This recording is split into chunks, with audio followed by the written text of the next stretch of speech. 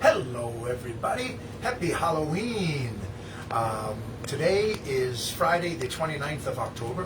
Halloween is this Sunday, and to celebrate Halloween, we figured we'd do what we did last year, a second helping of the Rocky Horror Picture Show. I've got the entire movie script in front of me, ready to read it, sing all the songs, and throw all the accoutrements. Now, if anybody out there, of course, you've probably seen the Rocky Horror Picture Show at some point in your life, on television or on DVD, but more than likely in the theater, in a midnight screening where people were yelling things at the screen and throwing all sorts of objects. We're going to do a lot of that throwing, not too much of the yelling, but a lot of the throwing, and all of the singing and all of the fun. What's going on? We all right? What's I'm wrong? trying to center it nice. It's stuck. Center is for me to be here. No, I'm talking about something else. Anyways, so we're going to have just a load of fun. Very, very loose. Read the whole thing. Have some fun. Like I say, if you've been to the theaters, then you've experienced the Rocky Horror Picture Show, which was originally a London, what they call a Broadway show, but in London. What do they call that? Is that, I don't know. I forget what they called it in London. Is that Broadway 2, or is it just Broadway 1? But anyway, it was an entire play written by Richard O'Brien, who wrote the play and the music. He plays Riff Raff in this motion picture, and he co-wrote the screenplay for the movie with director Jim Sharman. The movie took a lot of the cast from the original London production, including Tim Curry as Frank Enfurter, Richard O'Brien as Riff Raff, and I didn't even look this up, Little Mel as Columbia, and what's the other one's name? Magenta is played by, oh, forgive me, but it'll come to me later. But it's a spoof of a 1950s type of science fiction movies, except they turned the lead actor, instead of a Dracula coming down, they are aliens from outer space. Okay, that's the whole. And aliens from outer space land, and they take over this mansion. This is where we find them. And the leader, the horror, the leader is, instead of Dracula, it's a Dr. Frank Enfurter. And he is a transvestite. Actually, they all are.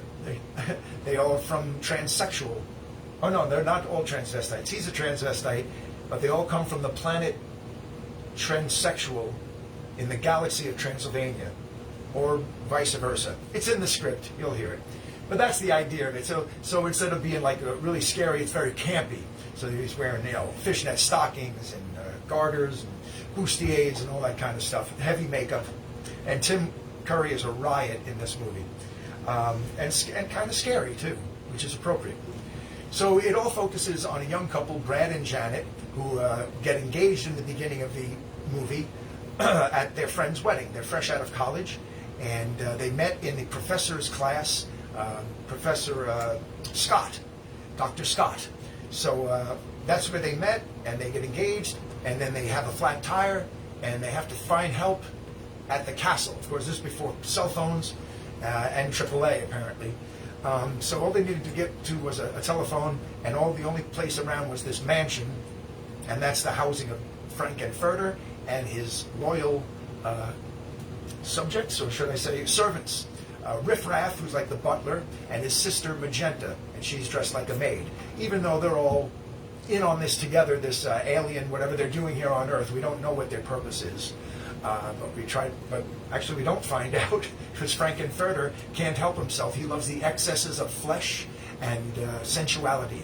So he I think he deviates from whatever their alien mission was to self-satisfy himself with all these sexual things, and he builds a man like Frankenstein. But Frank Enfurter, he builds himself a man, but it's a beautiful man. He's not building a monster just to see if he can make it come alive. He wants it for his own, as it were. So that's the basic setup that I can give you. And I'll do the different characters if I can. I'll try to differentiate each character. And as we go through the script, there are little things that I'll read that are in the script that describe what's going on screen, like exterior hall, or rather that would be interior hall, daytime, nighttime, whatever it says. I'll just read it. We okay there? Yeah. An earthquake? Yeah, a little earthquake. They landed. They landed. It's a gas that Frankie's landed. His lust is so sincere. All right, then. You want to say hi before we start? Yes, I just want to say, hi everyone, peace and love, And cheers. and cheers, and happy Halloween, and thank you. It is a Friday. Happy hour. Yes. Wait, if you can't see it, Giraffe's happy hour sign is on. The sign is on. And we just hope that you're fun. You know, remember, if you've never seen it before, we hope you enjoy it. If you have, just fun reminiscing about all the times. If you went to the shows, because they were probably pretty wacky, please share some of your things about Rocky Horror with us, you know, on our live feed. We'd love to hear all about that, and maybe how many times you went. But I don't think you're going to top Madeline. Madeline Stone has gone 135 times. I think she will be the queen of Rocky Horror. So, and you want to get started, babe? Yep. All right. Well, what a guess. Frankie's Landing. This is a rainy day treehouse production of the Rocky Horror Picture Show, as it were. We start with the Rocky Horror Picture Show, written by Jim Sharman and Richard O'Brien. You start with a Fox movie logo with a black screen, and blood red lips emerge from the void, and the lips sing. So let's see if we can make that happen.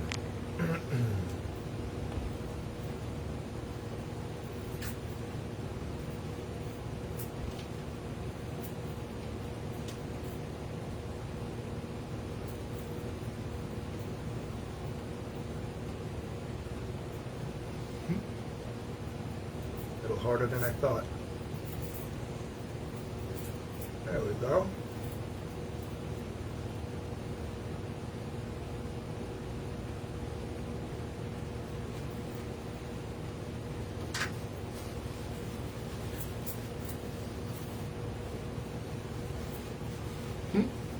We'll see what happens. This is messy. This is really messy. It's chapstick, in case you're wondering. But let's try it one more time and then begin this program.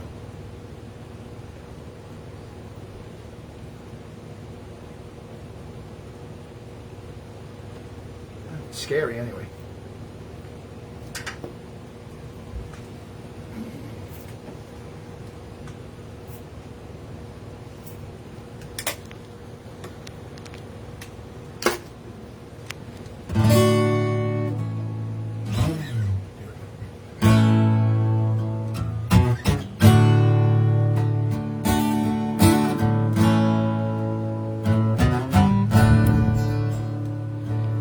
Michael Rennie was ill the day the earth stood still, but he told us where we stand. And Flash Gordon was there in silver underwear. Claude Rains was the invisible man. It came from outer space, and this is how the message ran. Science fiction, oh, double feature, oh, Dr. X, oh, we'll build a creature, oh, see androids fighting, oh, Brad and Janet, oh, and Francis stars in, oh, Forbidden Planet,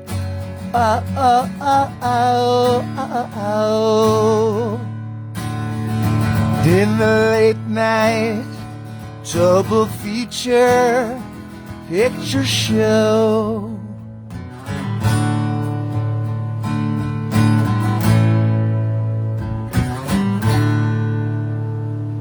I knew Leo G. Carroll went over a barrel when Tarantula took to the hills.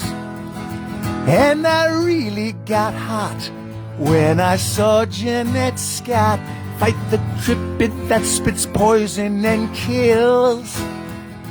Then same thing when, whoops, Dana and you said prunes. Gave him the runes, and passing them used lots of skill. And when worlds collide, said George Pal to his bride, I'm gonna give you some terrible thrills, like science fiction, oh, double feature, oh, Dr. X, oh, we'll build a creature, oh, see androids fighting, oh, Brad and Janet, oh, and Francis stars in Forbidden Planet.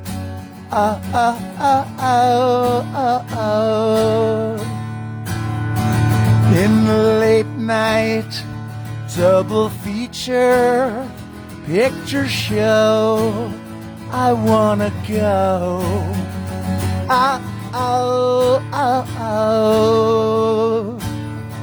To the late night double feature picture show by RKO.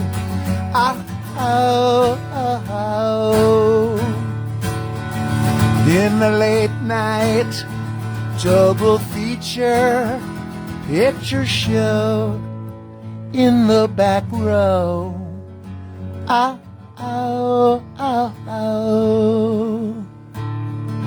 In the late night double feature picture show.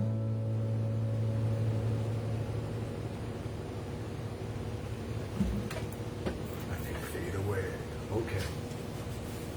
That is not staying on. Just so you know. That was difficult. I had to stand on my toes to do that and not hit the guitar into the lights. All right. Let me set up my stuff here. All right. That's the opening bit. Get your treats, your popcorn, everything ready. Get everything ready you need at home. Throw anything you want at the TV screen. I don't have to be there to pick it up. All right then. Let us commence the commencing. The lips fade into the background after the song. We dissolve to a cross on the spire of the Denton Episcopalian Church. We crane down to reveal a wedding party emerging from the church. The young married couple, Ralph and Betty Hapshat, appear, and they're followed by a crowd of friends and well-wishers throwing confetti and shouting excitedly.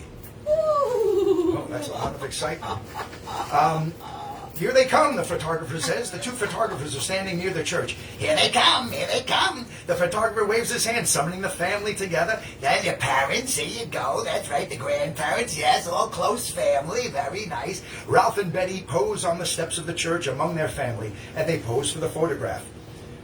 Brad Majors. We're going to introduce a character now. Brad Majors, a young, slightly awkward, clean-cut American in his mid-20s, comes over to congratulate Ralph. Brad and Ralph shake hands. There we go. There's my Brad. He's all dolled up in a nice tuxedo there. Brad says, "Hey, Ralph," gives him an arm shot. And Ralph says, "Well, I guess we really did it, huh?" And the old punch on the arm. "I don't think there was any doubt about that. You and Betty have been almost inseparable since you met in Dr. Scott's refresher courses." Ralph says, "Well, to tell you the truth, Brad, that was the only reason I showed up in the first place." Betty says, "Okay, you guys, this is it. Are you ready?" Ralph says, "Hey, Brad, Betty's going to throw her bouquet." Betty, the bride, throws the bouquet, and Janet catches it and squeals with delight. "I've got it! I've got it!" she says. The guests cheer. Ralph says to Brad, "Hey, big fella, looks like it could be your turn next, eh?" And Brad says, "Who knows?" "Well, so long. See you, Brad." And a car pulls into the scene. On the side of the car is written in whipped cream, "Wait till tonight. She got hers. Now he'll get his." wah, wah. Ralph off screen says, "We better get going now, Betty. Come on, hop in." As Betty is helped into the car by the chauffeur, the guests began to chant, hapshat, rah, rah, rah. Hapshat, rah, rah, rah. "See ya, Brad," says Ralph, and the guests continue chanting, hapshat, rah, rah, rah. The guests run after the car, waving and taking pictures. Janet and Brad linger outside the church. That's good lingering. So does a strange family, an old man with a pitchfork and his wife and daughter. They resemble the Quaker family in the American Gothic painting. The mother, Magenta, and father, Riffraff, stand outside the church doors. Their daughter, Columbia, goes inside. The family and the minister, Frankenfurter, and the other guests all resemble characters that we shall meet later at the Frankenfurter place. Brad waves a last wave. Janet, who's holding the bouquet, says, "Oh, Brad, wasn't it wonderful? Didn't Betty look radiantly beautiful? Oh, I can't believe that an hour ago she was just plain old Betty Monroe. And now she's Mrs. Ralph Hapshat." Sigh. Brad, still looking after the car, says, "Yes, Janet, Ralph's a lucky guy." And they walk through the church graveyard. Janet says, "Yes." Brad says, "Everyone knows Betty's a wonderful little cook." Janet says, "Yes." Why, Ralph himself, he'll be in line for a promotion in a year or two." Janet says, "Yes." They stop in front of a sign which reads, "Denton, the home of happiness." With great decision, Brad turns to Janet and sings, "Hey, Janet." "Yes, Brad?" "I've got something to say. I really love the skillful way you beat the other girls to the bride's bouquet. No, the river was deep, but I swam it. Janet, the future is ours, so let's plan it. Janet, but please don't tell me to can it. Janet, I've one thing to say, and that's damn it. Janet, I love you. The road was wrong, but I ran it. Janet, there's a fire in my heart, and you fan it. Janet, it was wonderful for you, now I have it.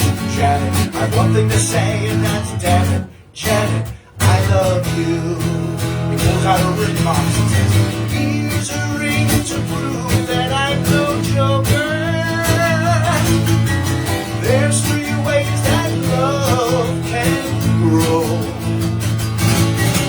That's good, bad, or mediocre.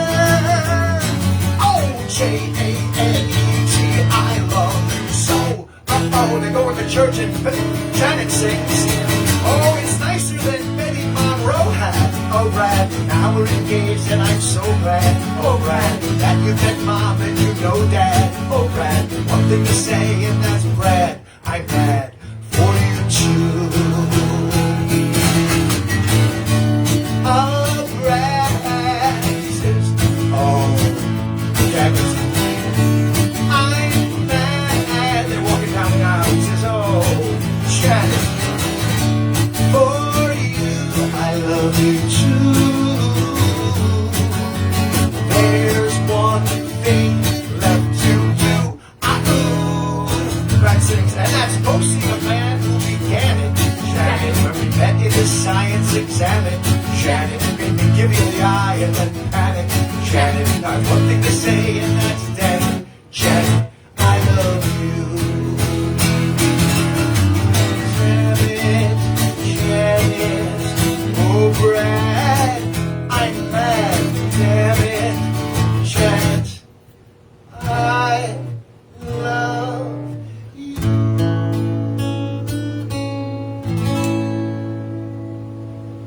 Very sweet. As they're singing the song, the people behind them that we described earlier were doing all that Janet stuff. Very funny. All right, let's go to the end of the song. Skip. All right, at the end of the song, we can get rid of Brad. We meet a new character, and this is the narrator. I'm glad I don't have to put that on again. But I do have to put this on. The thing about the narrator is he has no neck. That's a running gag. among No Rocky neck Horror. narrator. He's got no neck. Where's an ascot? If I can do it right. Oh, that's it? That's the whole thing? There it is. There you go. There we go. So, we must. This is going to take longer than reading the script. Really? All right. We cut to the interior of a study at night. On mahogany bookcases, a large desk with a prominent globe of the world. A well-padded armchair. Let's make sure the globe is right side up. There we go. There we go. A well-padded armchair has its back to the camera. It swings around, revealing the narrator. He is in his smoking jacket, and he speaks directly to us, as he says, "I would like, if I may, to take you on a strange journey." He crosses to the bookshelf and selects a dossier. We see the title, The Denton Affair. He turns toward camera and opens the dossier, turns over pages showing photographs of Ralph and Betty's wedding, and stops at a photograph of Brad. It seemed a fairly ordinary night when Brad Majors and his fiancée, Janet Weiss, two young, ordinary, healthy kids, left Denton that late November evening to visit a Dr. Everett Scott. He turned the pages. He's showing pictures of the people he's mentioning now. Dr. Scott is in a wheelchair. That's his character. Dr. Scott is an ex-tutor and now friend to both of them. The narrator closes the dossier and rests it on the table.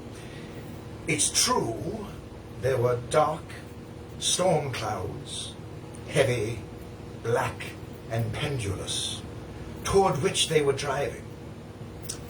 It's true also that the spare tire they were carrying was badly in need of some air. But being normal kids and on a night out, well, they were not going to let a little storm spoil the events of their evening. On a night out. It was a night out they were going to remember for a very long time. He's creepier than some of the characters. We cut to an exterior at night. A windscreen wiper working under the strain. Torrential rain on the windscreen. Brad concentrating on visibility. Janet is reading a newspaper and ignoring the Richard Nixon resignation speech, which is barely audible from the car radio. We pick it up from the phrase, "I have never been a quitter. To leave office before my term was completed is aberrant in every instinct of my body. But as president, I must put the interests of America first. America needs a full-time president and a full-time Congress, particularly at this time." As he's speaking, a motorcyclist approaches and drives past the car. We see Janet through the windscreen, almost totally absorbed the time and attention of both the president and the Congress and appear. Janet says, "Gosh, that's the third motorcyclist that's passed us. They sure do take their lives in their hands, but with all this weather and all." Brad says, "Yes, Janet, life's pretty cheap to that type." Janet raises a bar of chocolate and takes a bite and chews it. Brad says, "Oh, shoot! What's the matter, Brad, darling?" We see a sign. We cut to the headlights on the sign reading "Dead End." Brad says, "We must have taken the wrong fork a few miles back." Janet says, "Well, then where did that motorcyclist come from?" "Well, I guess we'll just have to turn back." We cut down. He puts the car in reverse, and as he does, puts his foot on the accelerator, the wheel skids and the tire explodes. We cut up, and a big bang. Janet says, "What was that bang?" And Brad says, "We must have had a blowout." "Damn it! I knew I should have gotten that spare tire fixed." "Well, you just stay here and keep warm, and I'll go for help." "Where will you go? We're in the middle of nowhere." Brad says, "Didn't we pass a castle back down the road a few miles? Maybe they have a telephone I could use." Janet starts to unbuckle her seatbelt. She goes, "I'm going with you." "Oh, no, darling. There's no sense in both of us getting wet. I'm coming with you." She unbuckles her seatbelt. Brad turns off the ignition. He says, "Besides, darling, the owner of that phone might be a beautiful woman, and you might never come back again." Brad laughs and gets out of the car. Janet puts the newspaper over her head and follows him out. Exterior, road at night. Brad kicks the flat tire. Brad and Janet approach a tree, and as they do, a bolt of lightning strikes the tree. We wipe to the castle gates. At night, Brad and Janet stop by the castle gates. I guess they cut to it because they had to walk a few miles. Brad reads the sign on the gate that says, "Enter at your own risk." Janet sees it too. A bolt of lightning strikes, lighting up the sign. We hold on to the sign and then cut to the castle grounds at night. The rain pours off the newspaper down Janet's face. She walks forward, collides with a tree branch, then continues forward as the camera tracks back, and she starts singing this song as they're walking in the rain toward the castle. In the velvet darkness of the blackest night, burning bright, there's a guiding star. No matter what or who you are. Then they both sing, "There's a light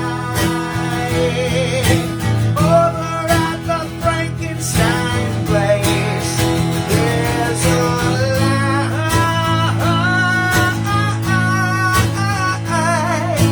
burning in the fireplace. There's a light in the darkness of everybody's life."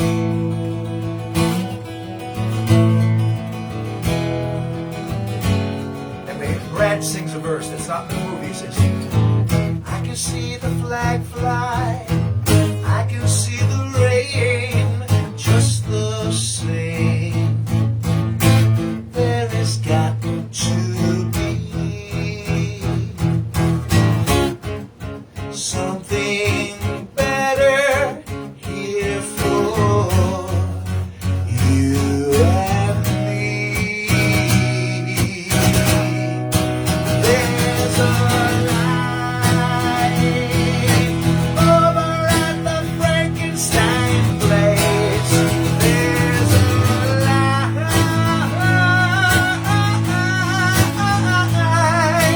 burning in the fireplace. There's a light in the darkness of everybody's life." And now we zoom in to the top. We look at the castle, and way up high, in the highest little tower, a window, there's a figure, long stringy hair, bald on top, with a hunchback. And we go to the outside of the window, and he sings, "The darkness must go down the river of night streaming. Flow, Morpheus, slow, let the sun and light come streaming into my life, into my life. Thunder, lightning, strike, and red and dancing. There's a light over at the Frankenstein place. There's a light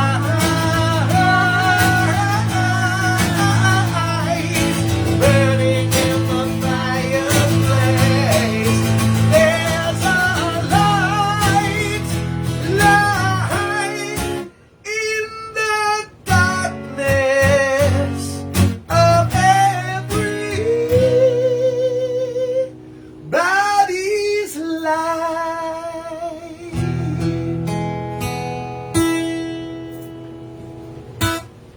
Aha! Let's see. It's a great song, it really is. Ah. He's got no neck, I tell you. He's got no neck. And I've got no scarf. There we go. The end of the song, we cut back to our humble narrator, which I may in the future of this broadcast just use with the silly cigar. And he says, "And so it seems that fortune had smiled on Brad and Janet, and that they had found the assistance that their plight required. Or had they?" More lightning, more thunderbolts. And we cut to the front door of the castle at night. Brad and Janet approach the front door. She lowers the paper from her head. He takes off his glasses and wipes them with his handkerchief. She says, "Oh, Brad, let's go back. I'm cold and I'm frightened." "Just a moment, Janet. They may have a telephone." He puts on his glasses and he presses the doorbell. From the interior of the castle at night, we see Riff Raff's hand enters the scene and opens the door to reveal Brad and Janet. Voices are heard in the background as if there is a party going on in the distance. The figure we have seen in the window emerges. He is a hunchback servant, Riff Raff. He says, "Hello." Brad says, "Hi, my name is Brad Majors. This is my fiancée, Janet Weiss. I wonder if you might help us. You see, our car broke down just a few miles up the road. Do you have a phone we might use?" Riff Raff looks them over and says, "You're wet." Janet says, "Yes. It's raining." Brad says, "Yes." And Riff Raff says, "Yes." Just then, we see the exterior of the castle. A bolt of lightning illuminates a row of vehicles parked by the castle. It's all the motorcycles. Brad sees them and reacts with surprise. Riff Raff realizes Brad has seen the motorcycles and says, "I think perhaps you'd better both come inside." Janet says, "You're too kind," and then rolls her eyes at Brad. They enter apprehensively. Interior front entrance hall of Frankenstein's castle. Nighttime. Riff Raff beckons them to follow. We hear music becoming louder. Janet says, "Oh, Brad," she's whispering, "Oh, Brad, I'm frightened. What kind of place is this?" Brad says, "Oh, it's probably just some kind of hunting lodge for rich weirdos." Janet says, "Oh, that is weird." Riff Raff slams the doors behind them and says, "This way." As Riff Raff walks forward below the staircase, Magenta, another servant, is revealed on the stairs holding a duster. Janet says, "Are you having a party?" "You've arrived on a rather special night. It's one of the master's affairs." "Oh," Janet says, "lucky him." Magenta rises from the stairs and says, "You're lucky, he's lucky, I'm lucky, we're all lucky." Magenta slides down the banister and tosses the dust mop to Riff Raff, who catches it. That was pretty good. She throws him the dust mop, and then he turns to a clock, which is shaped like a coffin. And where the glass is, where the clock is, there's glass. You can see that there's a skull in a skeleton. So the clock in the shape of an upright coffin strikes 12. It's midnight now, and the skeleton is revealed as the door of the lid opens, and Riff Raff dusts it, and the music starts, and he throws this back to Magenta, who catches it. Nicely done. And he sings a song called "The Time Warp." Now, as this song starts out, it's going to be him singing it, and as they get to the chorus, they move Brad and Janet along into the door of the party room. And we see all the guests who are dressed all wacky. They got these wacky hats on and feathers and boas and sunglasses, and they're kooky people. They're aliens too, probably. So that's how the song will progress from that room into the party room. Magenta's going to sing a verse. Then we meet this other character called Columbia, who's a human being. She's got short red hair and she tap dances. That's her character. She's got a top hat on. So those are the characters we're going to meet during this song called "The Time Warp." Get ready to dance it at home. So, as Riff Raff, the clock strikes 12, the coffin door opens to reveal the skeleton. He dusts it for a second, and we hear this music. It's astounding. Time is fleeting.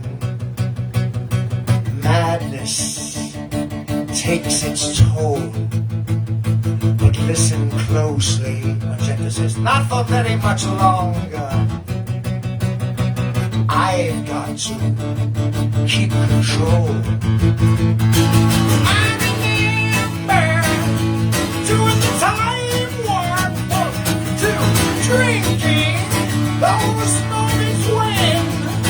The blackness would hit me, and the void would be calling.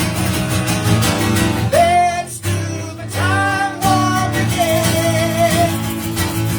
Let's do the time warp again. We cut to the narrator, who shows us a map, a dance chart. He says, points at it with a pointer, and says, it's just a jump to the left. And then a step to the right. Put your hands on your hips. And bring your knees in tight. And then the pelvic thrust.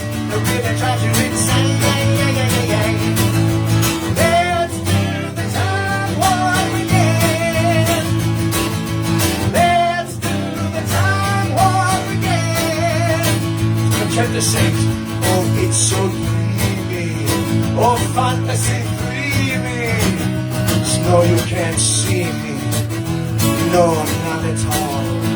In another dimension, with voyeuristic intention, well secluded, I see all.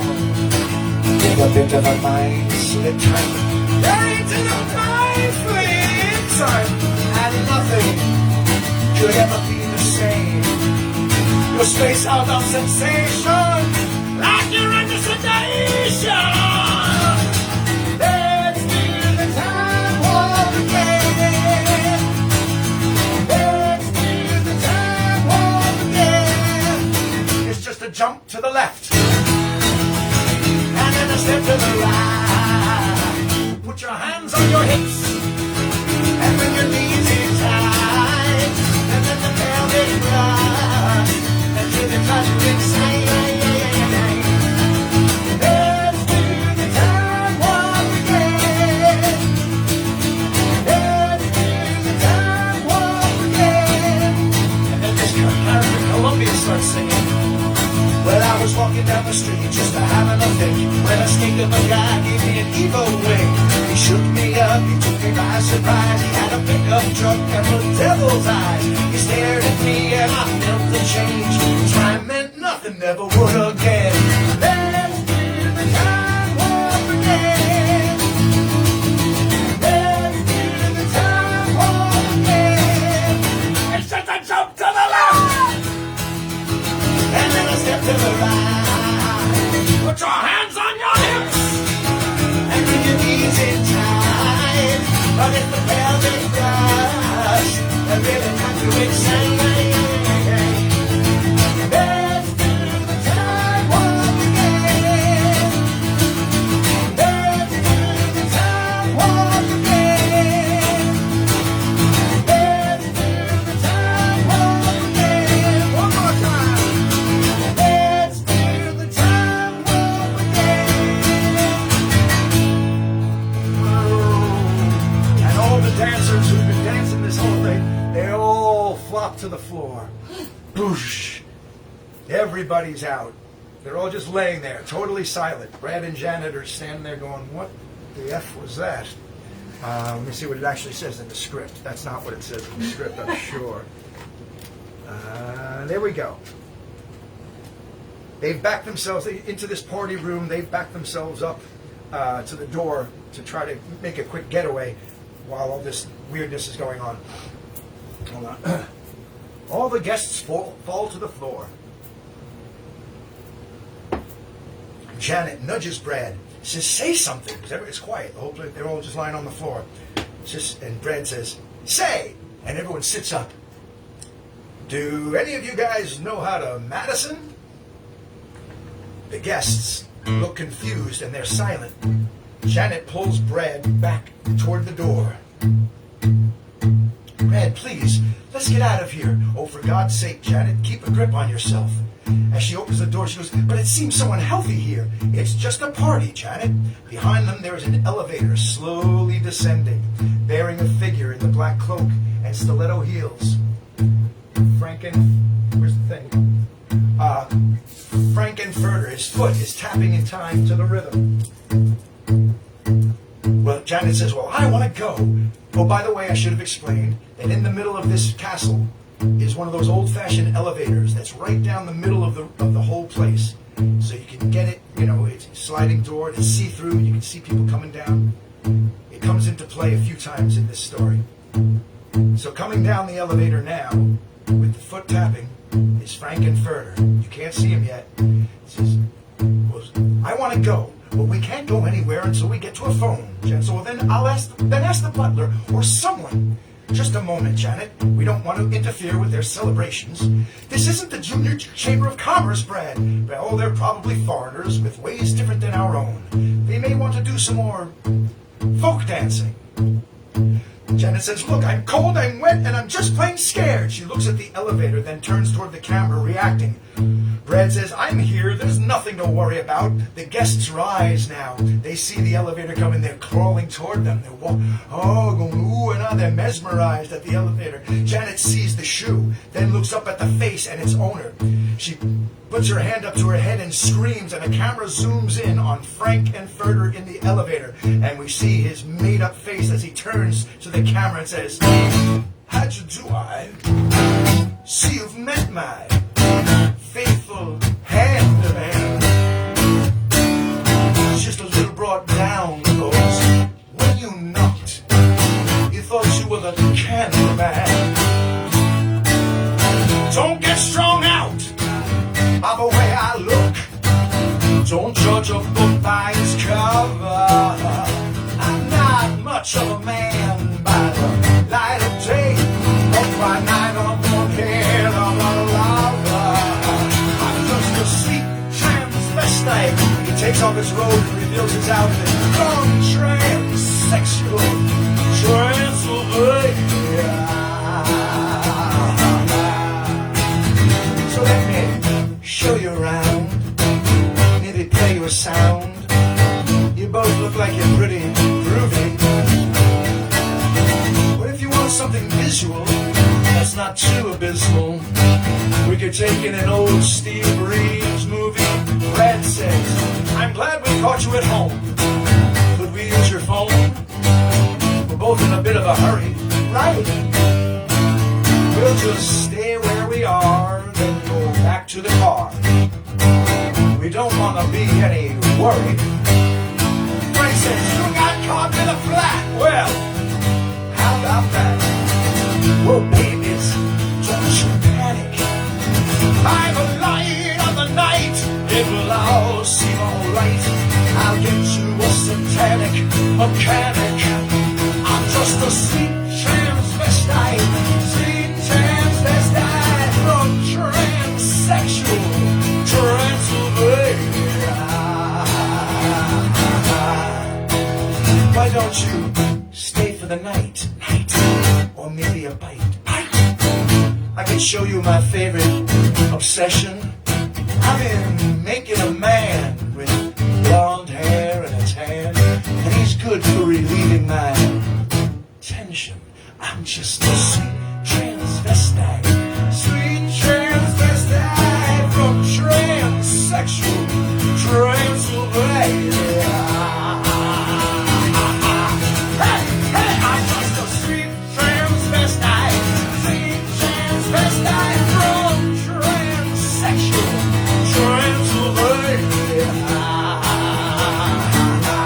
Back on the elevator and says, so come up to the lab and see what's on the slab. I see you shiver with anticipation.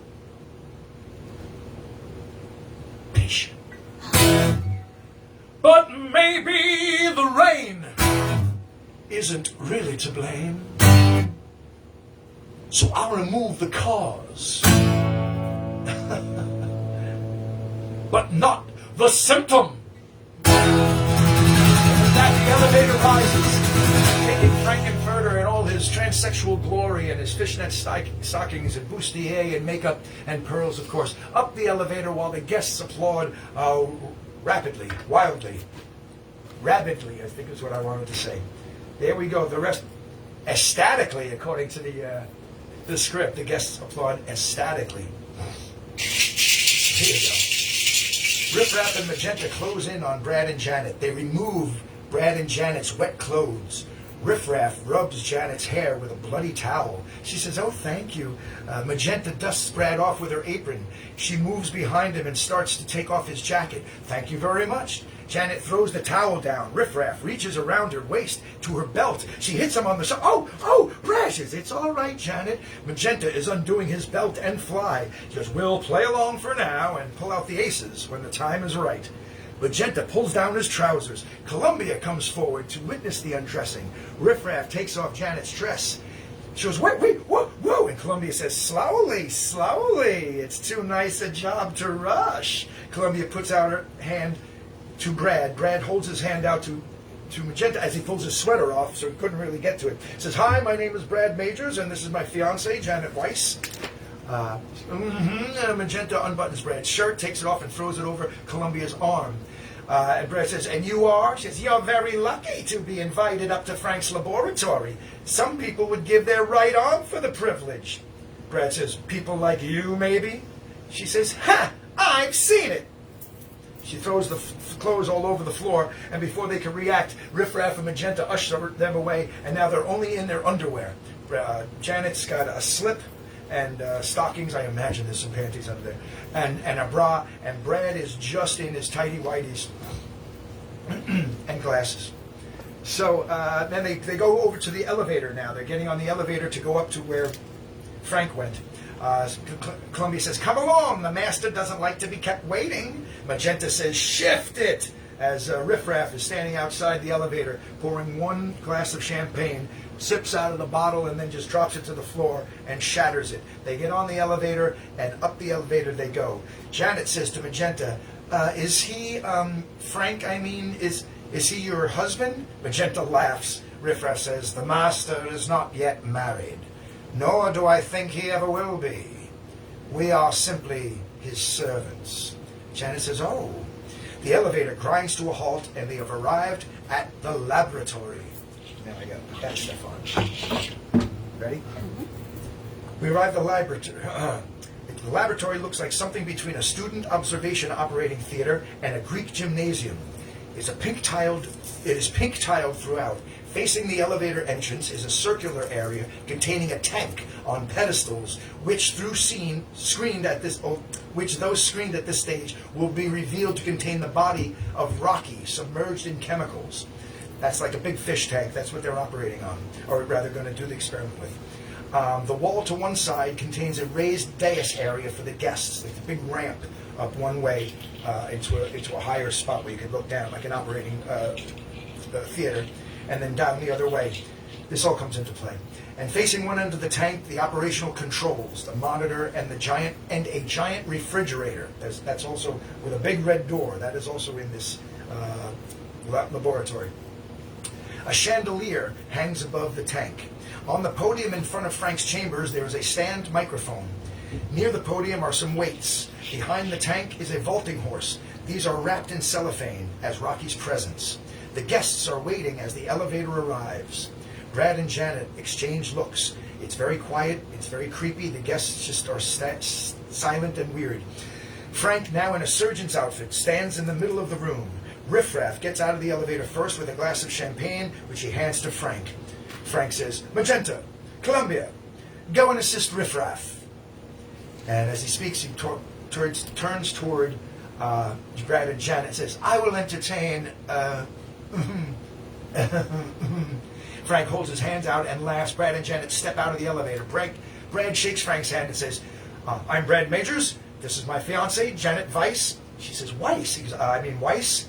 Frank, taking Janet's hand, kisses it, says, "Oh, enchanté." Janet giggles as Frank circles them. Frank says, "Well, how nice, and what charming underclothes you both have." He takes 2 white coats from Riffraff and hands them to Brad. Says, "But here, put these on. They'll make you feel less vulnerable." Guests in the gallery laugh. Janet and Brad button up their coats. Frank says, "It's not often we receive visitors here, let alone offer them hospitality." Brad gets mad and says, "Hospitality? All we wanted to do was to use your telephone, God damn it! A reasonable request which you've chosen to ignore."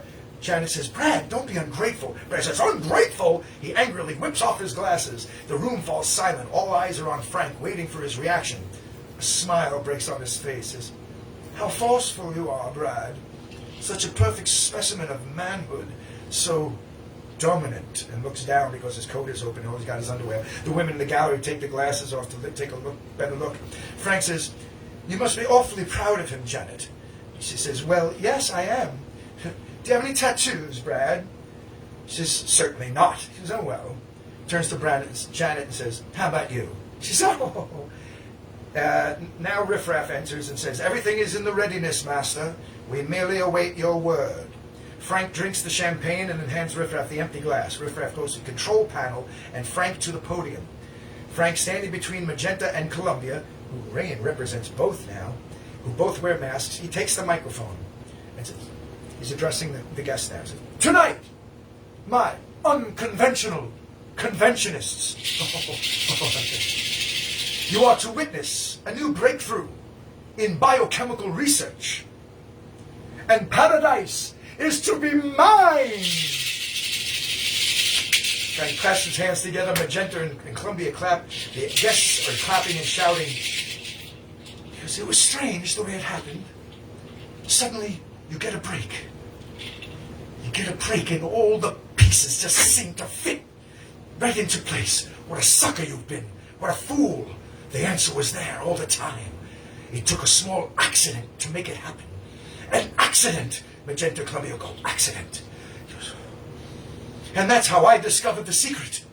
That elusive ingredient, that spark, that is the breath of life.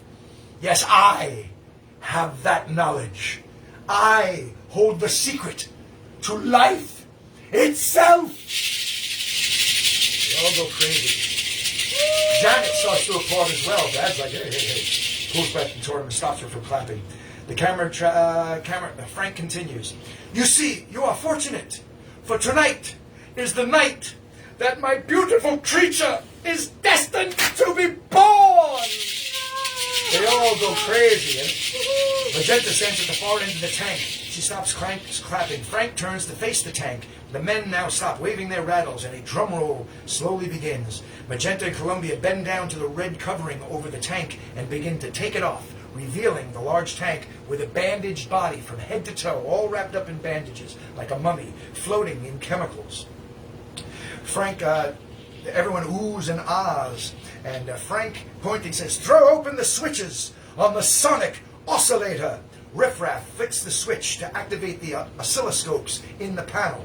"And step up the reactor power input 3 more points." Brad and Janet are bathed in brilliant light. Janet raises her arm to shield her eyes. She clings to Brad. He looks from Janet up to the chandelier. She says, "Oh, Brad," she says, "it's all right, Janet." He looks at the chandelier, and Frank raises his arms up and laughs. Riffraff continues to turn a wheel at the control panel, which lowers the chandelier toward the tank. Frank says, "Oh, oh," and is very excited, claps his hands together, and the light goes off. He looks at the tank and turns on the taps on the chandelier. Here we go. Here's our light show. Where do you see this? Yeah, it's going to be good. Oh, this is where you spared no expenses. The chandelier comes down, and there's all sorts of lights flickering and whatnot. Look at that. That's lights flickering. There you go. And as Frankenfurter turns little knobs around the colorful wheels, different liquids, colorful liquids come out. First a red drips down, and then a green drips down, mixing in with the chemicals. And then he turns another one. He's all excited, and the lights are flashing, and people are going nuts. And they're seeing what Janet puts her hand to her face as the figure starts to move. You see the hand come up and grip the side of the tank, and the lights continue to flash on and off. And Janet puts her hand up to her face, and the figure stands up in the tank. Frank climbs up a ladder to the side of the tank, and Riffraff climbs the ladder on the opposite side. The figure turns toward the camera. Lights flash on and off, and guests clap their hands and go crazy and cheer. Riffraff removes the bandages from the figure's face. He pulls off the hood to reveal a beautiful blonde man. And Frank says, "Oh, Rocky!" And as he does, Rocky makes a growling noise and grabs the chandelier and is about to sing a song. As he grabs the chandelier, Riffraff goes back to raise it, figuring that part's done, not realizing that Rocky's going to go up. He sings this song called The Sword of Damocles, and as he does, he's very confused, he's newborn. He's running. He runs all over the place, kind of away from Frank, because Frank is a weird-looking guy, and he just wants to touch and caress this Rocky. That's the name of the guy. All right, so let's sing this song called "The Sword of Damocles." Rocky Horror, the creature, is singing it. As he does, they unwrap the rest of him. Because right now he starts the song with just his head revealed, the rest is still in bandages. So as it goes on, Magenta and Columbia unwrap him and reveal he wears just a little gold bikini bottom, barely, it's barely anything. But he's like in ridiculous shape. Yeah, he's got muscles everywhere. That's why he was so excited. Very excited. Oh, Rocky! Let me put those down somewhere and sing this song. Here we go. Did you like my surgeon's outfit? This was Frankenfurter as a doctor. Compliments to Mom for That's our right. closet mistress, our wardrobe mistress. So, they reveal his face, and Frank goes, "Oh, Rocky!" And he grabs the chandelier, and the song goes, "The sword of Damocles is hanging over my head, and I've got the feeling someone's gonna be cutting the thread. Oh, woe is me, my life is a misery.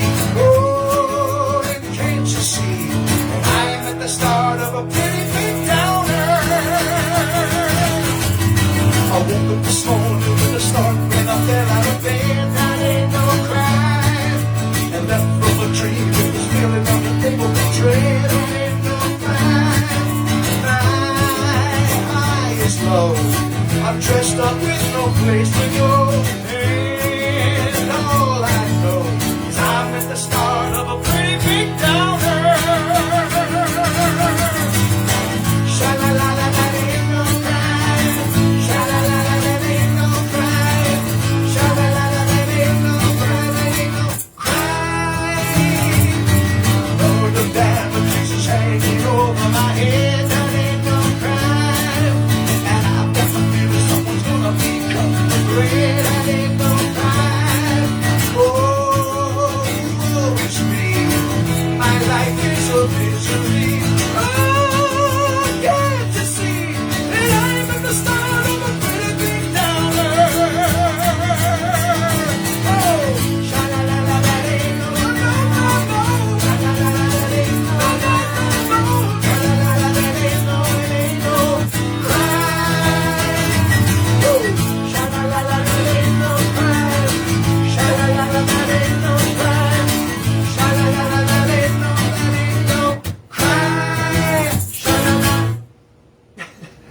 And as they're singing this song, like I said, he runs all over. Frank's trying to get to him. He's running through the guests. The guests are pawing at him. And he ends up at the end of the song back in the tank with Frank chasing after him. Yeah. It's a comical bit. So when he gets to the end of it, he has to scold Rocky now for behaving like this. He says, "Well, really?" Rocky's sitting at the top of the ladder with his perfect limbs near Frank's face. He goes, "That's no way to behave on your first day out." Rocky looks hurt. Frank clasps his legs and says, "Well, but since you're such an exceptional beauty, I'm prepared to forgive you." And the crowd applauds, and Rocky gets excited that he goes, "Oh, I just love success." And Riff-Raff says, "Here's a credit to your genius, master." "Yes, a triumph to your will," says Magenta. "Yes." Columbia says, "He's okay." "Okay? Okay?" He grabs Rocky by the hand and says, "I think we can do better than that," and brings him over to Brad and Janet and says, "Come here." "Well, Brad and Janet, what do you think of him?" Janet looks at him and looks at Brad and says, "Well, I don't like men with too many muscles." The guests laugh, and Frank says, "I didn't make him for you." He says, Janet gasps, and Frank takes Rocky's hand and leads him away. He says, "He carries the Charles Atlas seal of approval." And they bring out the gifts that are Rocky's birthday presents, which are weights, dumbbells, and a vaulting horse, all wrapped up in cellophane. And Frank sings this song now. Say, "A weakling weighing 98 pounds will get sand in his face when kicked to the ground. And soon in the gym, with a determined chin, the sweat from his pores as he works for his cause will make him glisten and gleam, and with massage and just a little bit of steam,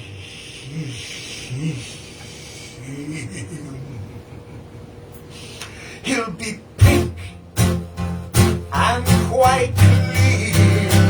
He'll be a strong man. Oh, honey, but the wrong man. He'll eat nutritious, high protein, and swallow raw eggs. Try to build up his shoulders, his chest, arms, and legs. Such an effort, if he only knew of my plan. In just 7 days, I can make you a man. He'll do press-ups and chin-ups. He'll do the snatch, clean and jerk. He thinks dynamic tension must be hard work.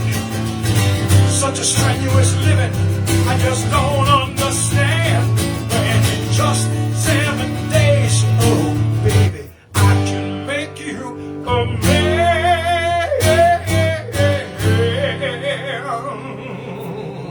And just then, as he finishes singing that song, we hear a beeping noise from the interior of the laboratory. The refrigerator door, that big refrigerator door I told you about, the door starts slowly opening, beep, beep, beep, beep, like a drawbridge. People start shoving Magenta and Columbia, Guy, Janet, and Brad away from the refrigerator door as it falls down. Boos, the guests in the gallery scream. Columbia says, "Eddie!" Behind the door is a block, it's a wall of ice. Because it's a freezer, not just a refrigerator, it's a freezer. And through that, from the inside of the wall of the ice, bursts an icy Eddie. This is a character on a motorcycle. He's in ex-World War II, and he carries a saxophone. He's a relic from the 50s, Eddie is. He's got a large gash across his head, but they don't just so you know now, because it only comes out later in a very weird way. Eddie is a human being, and his brain, Frank operated, he split his brain between Eddie and Rocky. So he gave Rocky half of Eddie's brain, and Eddie was in the freezer with his motorcycle and his saxophone. And he's got a vest, a motorcycle vest, all that kind of. He bursts. He's played by Meatloaf, by the way. He bursts through the door when there's refrigerator, and everybody screams. He gets off his motorcycle and puts the kickstand down, takes off his goggles and helmet, and throws them down. And Columbia, "Oh, Eddie!" She's his girlfriend. So she runs to him, and he starts singing this song.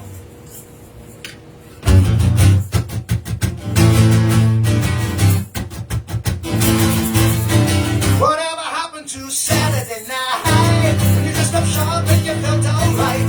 You don't seem the same since Cosmic Light came into my life. I thought I would be the iron. I used to ride with the chick you go and listen to the music on the radio. The saxophone was blowing on a rock and roll show. We climbed in the backseat, really had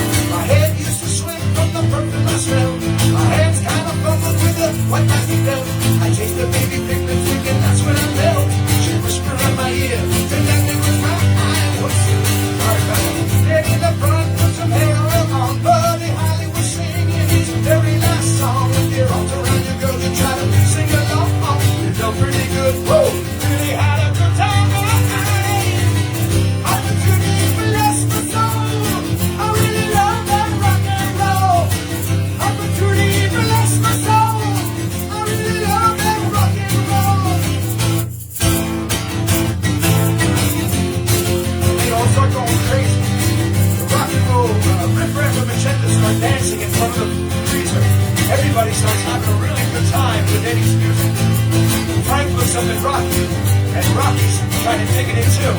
And the guests are digging it too. And Eddie and Columbia are making out and dancing, and Eddie starts getting on his motorcycle and riding all around the place in between the guests and everything, causing havoc and singing. Opportunity for lost my soul.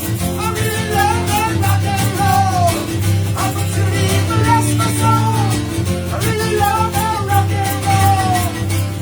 Opportunity. I love rock and roll. Opportunity.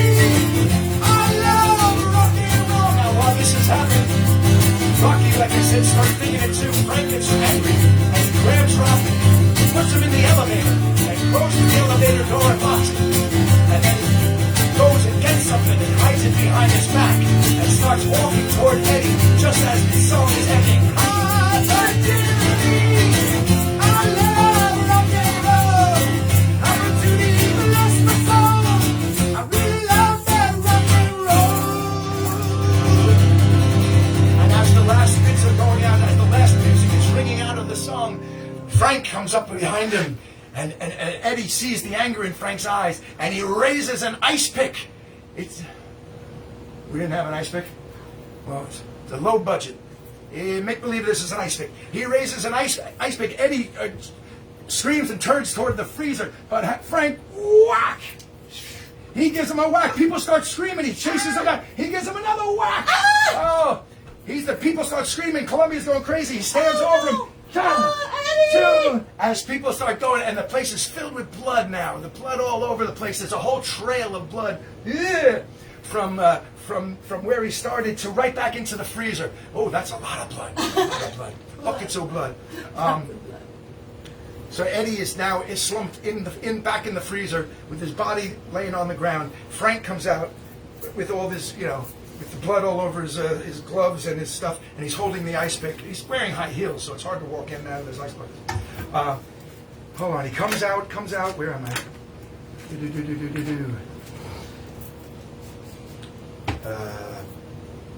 Oh, there we go. Okay, so he comes back out of the thing, and he looks at the crowd, and they're just staring, and he says, "One from the vaults," and they all have a giggle, and he drops his ice pick. And he sees Rocky now. He's upset. He just witnessed a murder. He's only a couple of hours old, and he's rattling the cage of the elevator. And he says, "Oh, baby!" He runs back over and unlock him and let him out. And Rocky rattles the gate. Frank goes over to the elevator. He opens the gate and then leans against the elevator. Says, "Oh, don't be upset. It was a mercy killing. He had a certain naive charm, but no muscle." And at that word, Rocky flexes his arm out like that in Frank's face, and Frank goes, "Ooh!" and continues this song, the reprise of "I Can Make You a Man." And at the end of the song, Frank and Rocky go arm in arm down a little aisle into the bedroom, which is like their honeymoon bed, a big round bed waiting for them. So that's why the music at the end of this song turns into the wedding march. So here's a little bit of the reprise of "I Can Make You a Man," and this will end Act 1. So he kills Eddie. He says, "Oh, don't worry, he had no muscle." Rocky goes, "Oh," and then Frank goes, "Oh!" But deltoid and bicep, hot groin and tricep makes me shake. Makes me wanna take Charles Atlas by the hand. In just 7 days, oh baby, I can make you a man.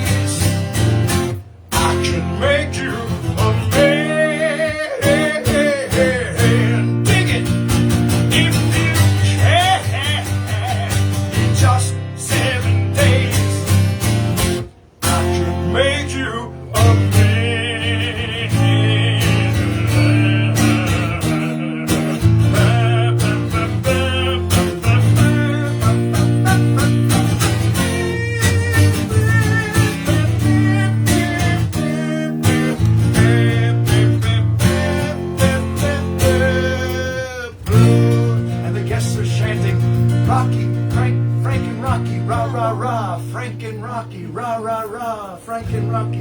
And on that last note, as the curtains are drawing close on their bedroom, on their honeymoon bed, Rocky's standing there, and Frank jumps up into Rocky's arms, like straddles him, jumps forward. It's pretty funny, and throws his head back. And that is the end of Act 1.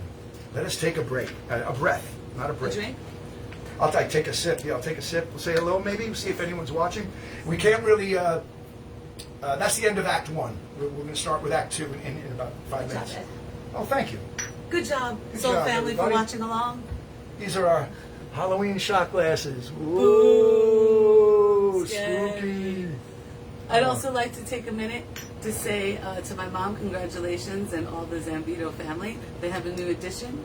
I believe it's Casper Hal Zambito, a little tiny tiger kitten who came by their little forest where they are. I don't know how he found them, but he found them around Halloween, and he's the most lovable little kitten, and now they have a new member to the family. Yes, they so do. congratulations to that too. Cheers, everybody. Thanks to all our frontline workers still after all this time. Yes. Doing a great job. Keeping us safe. And thanks to all our Soul Family for continuing to participate in our madness. Ow! Our Soul Family. family. Ow! Soul family. And Kyan, we did the werewolf song for you. Let Grandma play it for you. I can get this off now. Yes. Act 1 is over. All right. Oh. But you see how I did work with. I needed to hang it on the hanger. Oh, all right. Next time. Next time. Next time. What makes you think? I don't know if we'll do this madness next time. All right, let's see how everybody's doing. Did anybody say hello to us today? Probably a lot of people. Let's see. Brent Mary's watching. Hello, Bryn Mary. Bill Gallant. Hello, Bill. D. Leslie. Leslie, D. Debbie Lovely. Cohen. Debbie. Peggy Weaver. Peggy Weaver. Hello, I'm a Weaver Waver. Dee says, hi, Ed and Rain. Happy Halloween. No surgery needed on my knee. Oh, good Just for to you. let you know, I Good, saw good, Rocky good. Horror about 20 times. It's Right. lots of fun. Oh, we hope this will make your knee feel a lot Good better, stuff. too. And then, Tina Lee says, God, that's an awful look. I'm sure that was when you were doing the math. Oh, of course it was. Yeah, I see that. Well, yeah, because we're still welcoming people. So Tina, Hey, Tina and Dan. Robin, Or Robin, the Count and Countess Rakakako from Jersey. Who's that? Robin is watching. Robin and Colin Morgan. and Julia. Yes, and she said, "Oh my God!" She was like, having a freak attack. Tina says, "Yay, back row," and then Yay, back because row, she's a that's big Yeah, Rocky Horror fan okay. too. And then she says, "Thank you for wiping off the lipstick." And then Robin says, "Oh my, set looks great." Julie Hines, Hey, Julie. Hines and Mike Mike and and- Aiden. Yeah. And Hey, guys. then Rick Ambrosino Hey, says, Rick. "Is this live or a repeat?" And we're like, "No, this is No, live, this Rick. is new again. This is everything old is new again." Edward Goss, Hey, Eddie. Mary Lou, JR from Hello, Norway. Mary Lou. Goodbye, Eddie Goss. Is that... Yeah. JS from Norway is Urine. watching. Yes, urine. And Lori Minnie. Hello, Lori. Bob Kennedy says, "What's up?" Oh, Nicole- Bob doesn't like to drink alone. Nicholas that's why I'm Malone? having a beer. Okay. Bob doesn't like to drink Yeah, alone. don't let him drink alone. He'll do it. He just won't like it. So who's after Bob? Nicholas And Helene. Malone. Hello, Nick. Oh, Nick. That's Nick Maoni. Yeah, Leone. No, that's not an L. That's No. an I. Oh, Nick sorry. Maoni. It looks like an Nikolai. L. Sorry, looked like an L. Let Nikolai Pavers. And Robert Madden says, "As you should Hey, be Bob. dressed like Tim Curry." Bob Madden. Yeah, sure, Bob. And then When Jackie dresses like Tim Curry, I will. How about that, Bob? let's see who else we got. either Victoria. one of us Victoria's want to. joining us. Joey Victoria- Cola. Joey Cola! John Begley and Glenn. I beg to differ. Di John. Maria. Who Di Maria? Which Glenn. Glenn Di Maria? Yes, and Or Joe. Di Maria, depending on Yeah, how you pronounce it. maybe I'm I pronouncing knew it two wrong. different guys. I grew up with a Paul Di Maria. Demaria. Yeah, it's the same name. Oh, I okay. grew up with a Paul Di Maria, and then my brother John had a friend Mike Di Maria. Oh wow, that's And confusing. then later I realized, oh, they're the same exact names, just different pronunciations. We also have Joey Ambrosino. Hello, Joey Mama and Bean. Rick, and Suzanne and Nelson and Kyan. Yes, and now we could also welcome Casper, the friendly cat. Yeah, he's paying attention to Yeah, this one. sure. Melody's watching. Melody's on Melody's Pompeii. on. Oh, Melanie Pompey. Yeah, and someone named Krusty Antiques. All right, Krusty Antiques. that sounds suiting. They said Happy Halloween, keep on rocking. So that's Will kind do. of fun. That All is right, fun. guys. All right, let's see where we're at. 'cause, We are at Act 2. Scene 1. Let me tune up a little bit. Thank you for joining us today. We've got, I think this is our 206th show, if I'm not mistaken. And next week we've got a treat for you. We're going to be doing a Monday night show, a night show. We finally get to do an evening show because we won't be in this house. We'll be at a secret location. But we're going to do a show Monday night at 8 o'clock. And whatever it is, there'll be no theme. It's just going to be Ed and Rain, whatever we want to do. Things I don't need books for and could just be free to perform for you guys. A party. So, but we can be loud and we can have fun on an evening to make it this Monday, November the 1st, 8 o'clock, and forever, however long we can go. And you can make requests and all that kind of good stuff.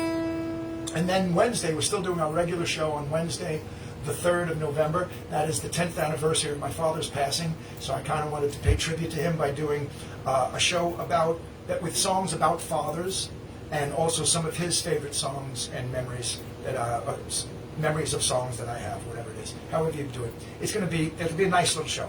All songs that you'll appreciate, I hope. So that's on Wednesday the 3rd. So that's for next week. There will be no show on Friday the 5th. And we'll see what happens after that. Taking it one step at a time. Yes? Rick also says he likes the background, and then he said keyboards.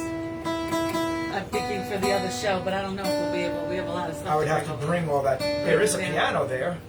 Yeah, if it's in tune.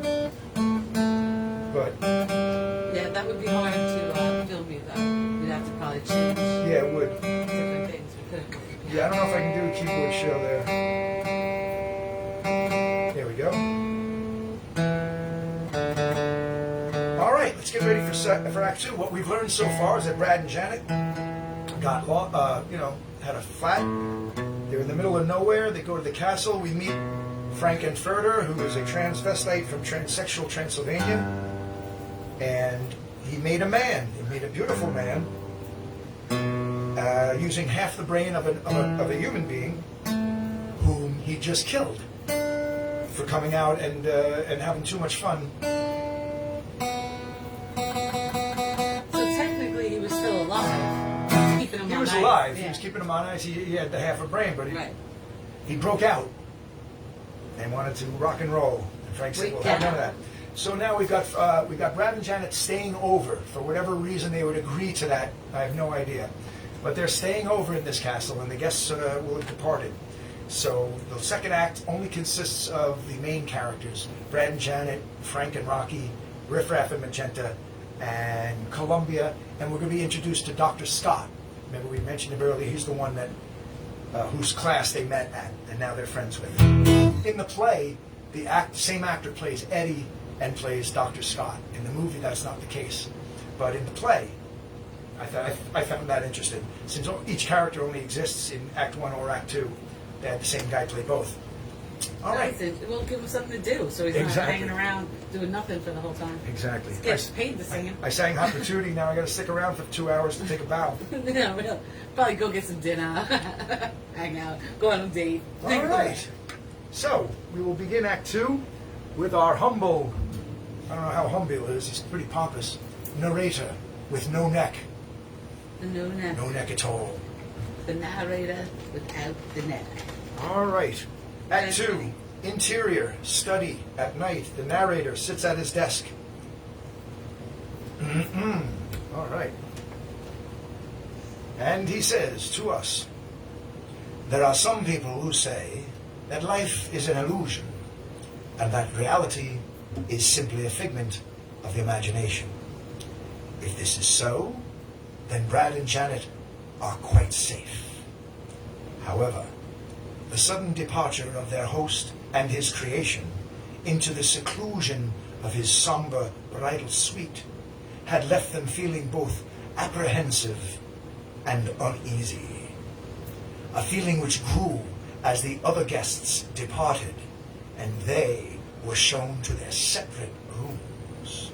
We cut to the interior of a room, Janet's room, with a red filter at night. The door opens and Janet is pushed into the room by Columbia. She throws a kimono to Janet and exits, closing the door behind her. We cut to an interior of the laboratory at night with Magenta and Riff Raff watching a TV monitor which with static, and it shows Janet in her room. That's important to know that there are television. There's a pick in there somewhere. There we go. Give me the- Oh, thank you. That there are monitors in all these rooms that people can look in on people with, you know. So Magenta and Riff Raff are in the laboratory where the operation had taken place, which is right next to the bed where Rocky and Frank were doing whatever they're doing. So they're watching the side. They're looking at Janet in her room, and Riff Raff says, "Oh ho ho ho!" Janet puts on the kimono. They cut to an interior of Brad's room with a blue filter at night. The door opens, and Brad is pushed into the room by Columbia. She throws a kimono at him and exits. Got it. Closing the door after her, Brad looks down at the kimono. Cut to the interior of the laboratory at night. Magenta and Riff Raff watch the TV monitor as Janet gets ready for bed and climbs into the bed. And Magenta says, ah ha ha. I don't know why, but she says, ah ha ha. We cut to Janet's room with the red filter at night. We see Janet in silhouette on the netting around her bed. She lies in bed when there is a knock at the door. Janet sits up. Who is it? Who's there? You hear Brad's voice from behind the door. It's only me, Janet. She relaxes. Oh, Brad, darling, come in. A silhouette enters and crosses to the bed. It moves onto the bed behind the net curtain. She says, oh, Brad. Oh, darling. Oh, and they start getting it on. She's like, well, what if she says, it's all right, Janet. Everything's going to be all right. She says, oh, I hope so, my darling. And they commence making love. And she pulls his wig off suddenly, and the silhouette struggles, and you see that it's Frank. She says, oh, it's you! He says, I'm afraid so, Janet. But isn't it nice? And he pulls her back. He gets back on top of her. She beats his chest with her clenched fists, and as he laughs, he goes, oh, you beast, you monster! Pushes him away and sits up. He goes, what have you done with Brad? He goes, well, nothing. Why, do you think I should? And Brad says, you tricked me. I wouldn't have. I've never. She starts crying. He goes, yes, I know. But it isn't all bad, is it? He pushes her down on the bed and lies top of her again. She goes, I think you'd really found it quite pleasurable. And they recommence making love. And Janet says, oh. Frank says, oh. She says, no, stop. I mean, help. I mean, Brad. Oh, Brad. She sits up again. And she says, shh. Brad's probably asleep by now. Do you want him to see you like this? And pulls her legs up into him. She says, like this? Like how? It's your fault. You're to blame. She pauses and says, I was saving myself. Frank laughs and says, well, I'm sure you're not spent yet. Janet says, promise you won't tell Brad? She says, cross my heart and hope to die. Pushes her down on the bed and they recommence making love. Janet says, ooh, and giggles. They cut to the laboratory at night.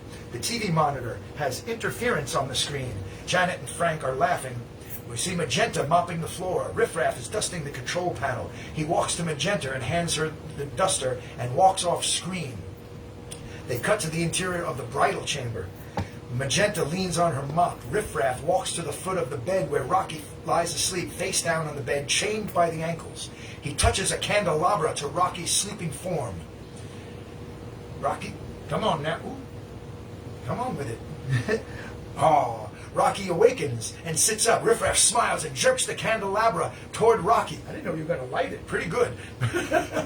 Rocky stands on the bed and pulls at the chain around his ankle. Riff Raff laughs again, thrusting the candelabra toward him. Rocky breaks the chain and the bed starts to collapse. He escapes through the curtain and the bed collapses onto Riff Raff. We cut to the interior of the laboratory at night. We see Rocky running toward the elevator shaft. Camera pans with him as he climbs down the shaft on the outside. Instead of getting in the elevator, he starts climbing down the outside shaft. Like I said, it's circular, and it's in the middle. You can see it from all four sides. Magenta and Riff Raff, still holding the candelabra, enter. He stomps on Rocky's hand and throws a candle down the shaft after him. We cut to the left shaft. Rocky climbs down the shaft with the chain hanging from his ankles. Magenta and Riff Raff, after he runs down, they turn toward each other and make a strange signal with their hands. It goes like this. Ooh, oh. And then he grabs his sister. I can do that a couple of times. And some kissing or biting on her neck. I think it's kisses. And she gasps. They cut to the hall where Rocky jumps down from the elevator shaft and runs toward the front door. We cut to Brad's room. With Brad's room interior at night with the blue filter, we see Brad's silhouette lying in bed on the net curtain surrounding him. A woman's silhouette moves forward and climbs into bed with him. We hear Janet's voice, all distraught, going, "Oh, Brad, it's no good here. It will destroy us." "Don't worry, Janet. We'll be away from here in the morning." "Oh, Brad, you're so strong and protective." And they start making out and start getting into it. And then he pulls at her wig and suddenly realizes it's Frankenfurter. He says, "You!" He goes, "I'm afraid so, Brad. But isn't it nice?" And he pulls him away, pulls him toward him again. And Brad sits up. He goes, What have you done with Janet?" He says, "Nothing." "Why? Do you think I should?" He says, "You tricked me. I wouldn't have. I've never. And turns away humiliated. Frank says, "Oh, yes, I know. But it isn't all bad, is it? Not even half bad." They both lie back down on the bed. He goes, "I think you really quite enjoyed it." And starts kissing Brad from the head down. Starts going down his body. He goes, "You're so soft. You're so sensual." He goes, "Oh, Janet. Oh, and he sits up half. He goes, "Shh, Janet's probably asleep by now. Do you want her to see you like this?" And grabs his legs up at it. He goes, What? Like this? Like how? It's your fault. You're to blame. I thought it was the real thing." "Oh, come on, Brad, admit it. You liked it, didn't you? There's no crime in giving yourself over to pleasure." "Oh, Brad, you've wasted so much time already.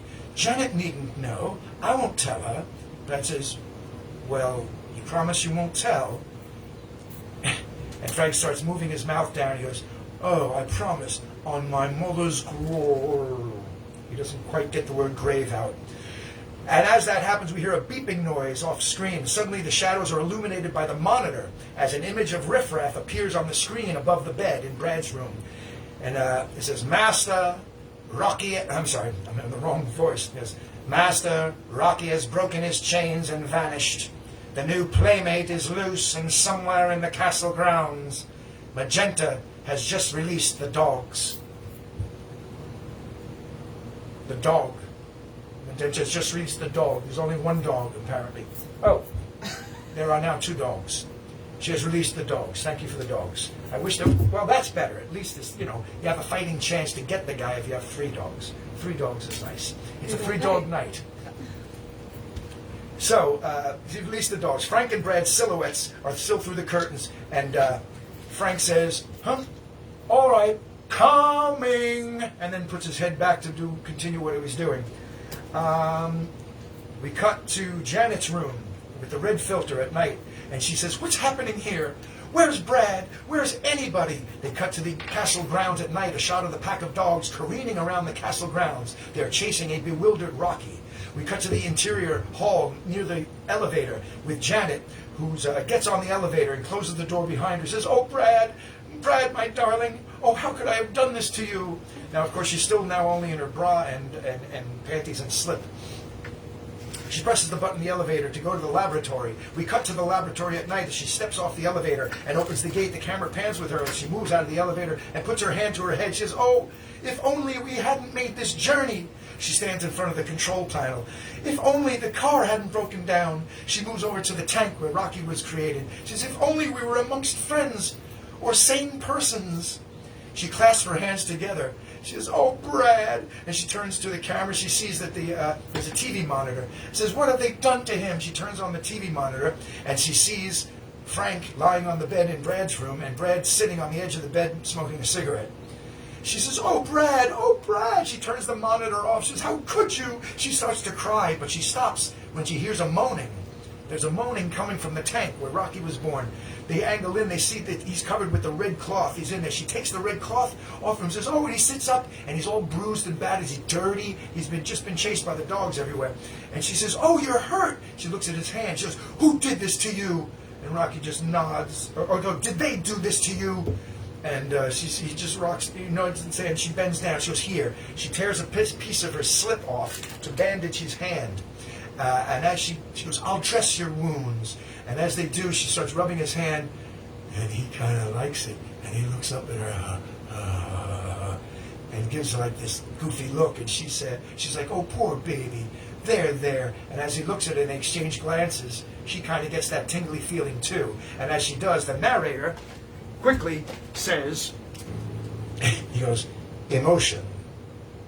agitation or disturbance of the mind, vehement or excited mental state. He's reading from a dictionary. He turns to the camera and says, "It is also a powerful and irrational master, and for what Magenta and Columbia eagerly viewed on their television monitor, there seemed little doubt that Janet was indeed its slave." What he's trying to say is Janet's getting turned on and can do nothing about it.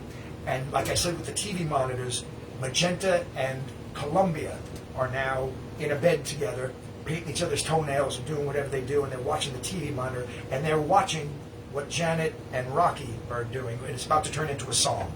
So Janet's getting turned on by the monster and going to talk about it in this song, and Magenta and Columbia are watching it, and they have a little background vocals. So, and one of them's wearing Mickey Mouse ears, and they're wearing kimonos and you know, and boas and kind of things like that. That's all right. So we get to the song, and there it is. It's called "Toucha, Toucha, Touch Me. I Want to Be Dirty." So they cut to Janet. He goes, and it seems that Janet was indeed its slave.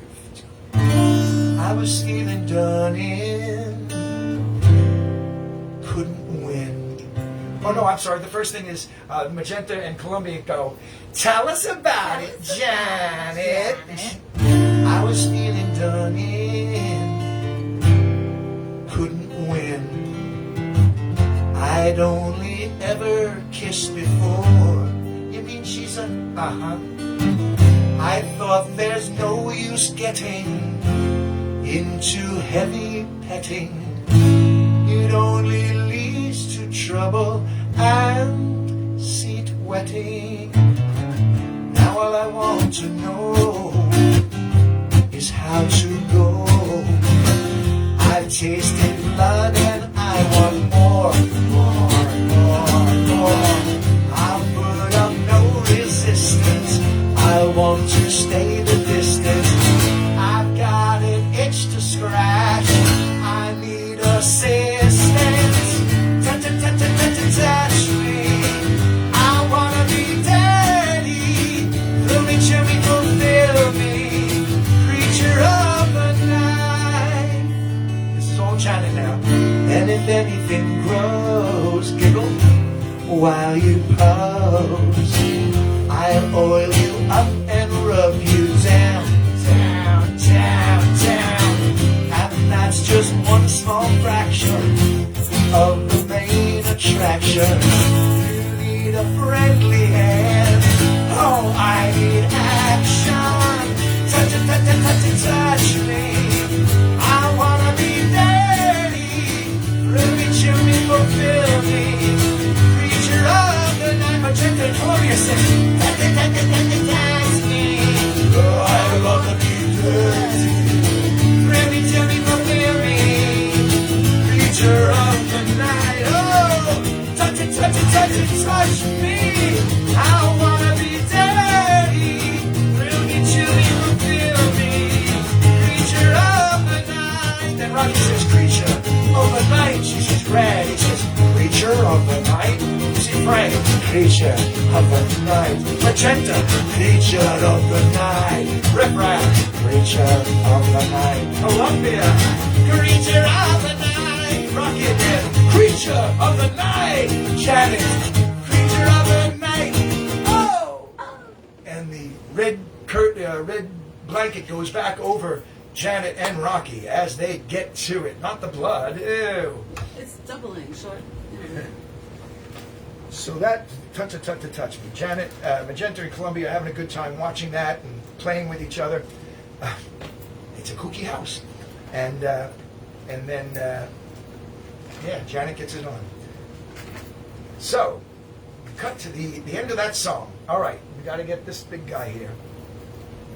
Yeah, I know. That's less than that. So we got the interior of a laboratory at night. The elevator comes up and stops. Riff Raff cries out as Frank hits him with a whip. Brad stands in the background wearing a blue kimono. What the hell, man? What'd I do? Jeez. All right, well, that's supposed to represent Riff Raff. Do all you want, as long as I'm not wearing the shirt when you do it. The elevator, Riff-Raff opens the elevator gate and moves out of the elevator screaming, "Mercy!" He sprawls on the floor. Frank exits the elevator. Riff-Raff gets up. Frank hits him with the whip. There you go. Oh! So how did it happen? I understood you were to be watching. Ugh. I was only away for a minute, Master. We'll see if you can find him on the monitor. Ugh. Frank hits Riff-Raff with the whip. Riff-Raff moves away to the background. Frank hits him with the whip again. They go to the TV monitor. Outside, you see... Thank you, that's enough. Thank you. I'm going to feel that tomorrow. We cut to the TV monitor. Outside, we show a man in a wheelchair. Riff-Raff says, Master, we have a visitor. Frank and Brad peer into the TV monitor. They show the man in the wheelchair, and Brad says, Hey, Scotty! He puts his glasses on and laughs. He goes, It's Dr. Everett Scott! And Riff-Raff says, You know this earthling? Frank hits him with the whip and says, this person? He goes, I most certainly do. He happens to be an old friend of mine. Frank says, I see. So this wasn't simply a chance meeting. You came here with a purpose. And pushes Brad. He goes, I told you, my car broke down. I was telling the truth. Prodding him with the end of the whip, he says, I know what you told me, Brad, but this Dr. Everett Scott, his name is not unknown to me. He goes, well, he was a science teacher at Denton High School, and now he works for your government, doesn't he, Brad? He's attached to the Bureau of Investigation that you call UFOs. Isn't that right, Brad? He goes, he might be. He goes, you, and he's going to hit him with the whip, and Brad goes, I don't know. Riff-Raff says, the intruder is entering the building, Master. He pulls up the lever, switching off the picture of the TV monitor, and Frank says, he's probably in the Zen room. They cut to into the Zen room where we see Dr. Scott surrounded by hookahs and smoking things and bongs, and he picks up a cigarette with a tweezer and looks at it with a magnifying glass and then looks up. They cut back to the laboratory. Brad lies on the steps. Franks walks to the control panel and pushes a knob. Says, he goes, shall we inquire of him in person? And throws down a switch marked triple contact electromagnet, which is a huge a huge magnet that is now going to draw Dr. Scott from the Zen room up 3 flights of stairs and into the laboratory by this huge magnet is drawing his wheelchair. So the wheelchair starts rolling. First he goes to the first landing and around up to the second landing up the stairs. It's going upstairs actually. It goes through the room where Magenta and Columbia are sitting, circles the bed, and continues out the room. There's a wacky magnet. It goes to the 3rd flight of stairs, up, and gets to the laboratory, but it's on the wrong side. He comes crashing through the laboratory wall up on the ramp, the top part of it. I mean, where there's a landing and there's ramps on both sides. The rest of them are all on the floor. He comes crashing through the tile with stuff, and Brad looks up and he goes, Great Scott! Holy cow.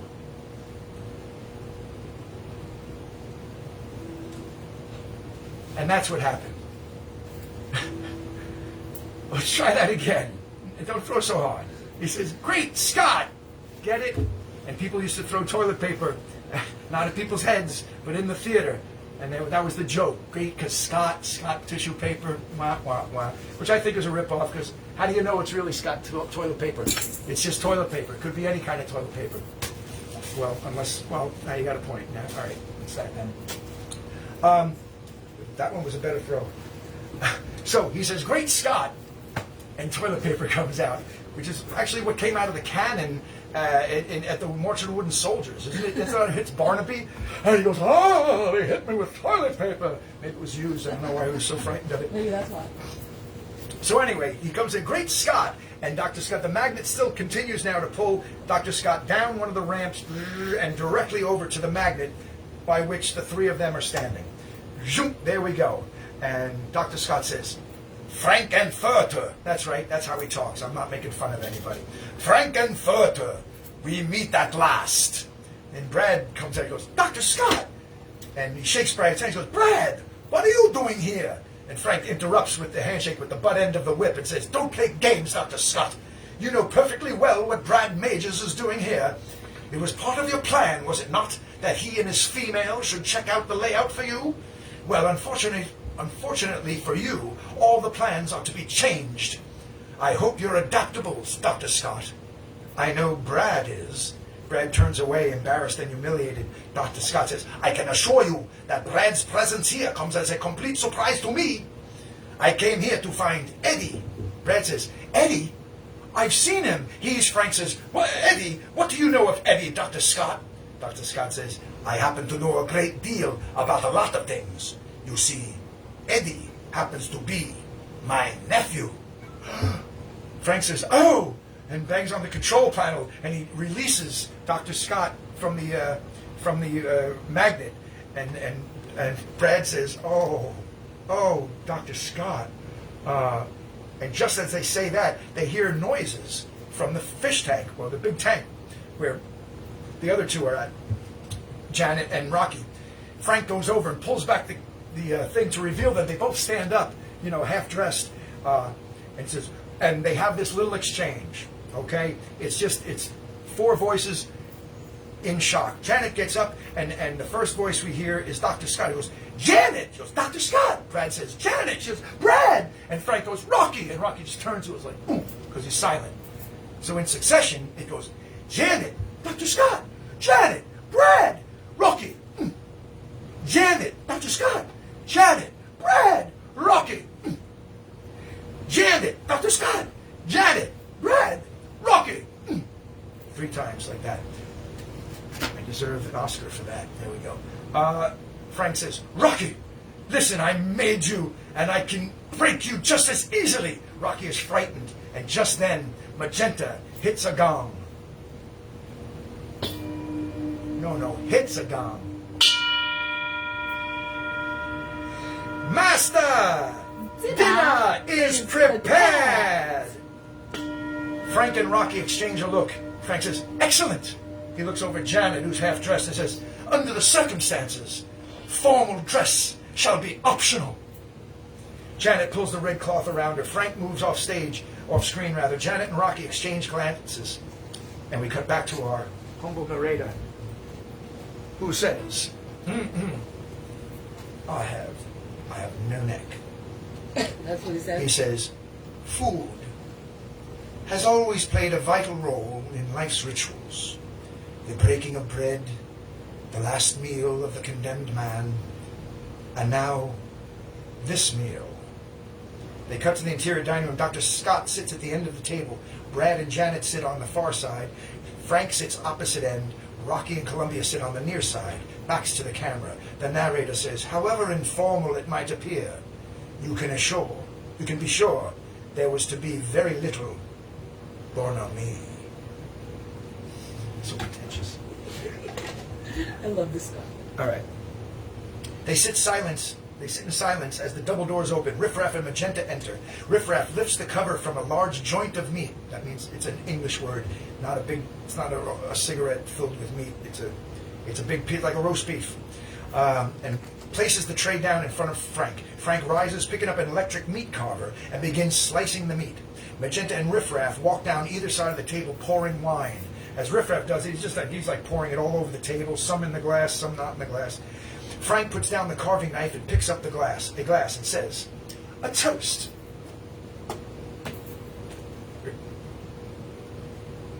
He says, a toast.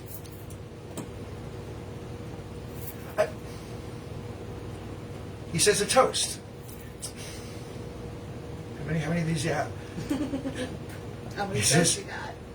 a toast to absent friends. To absent friends. A toast.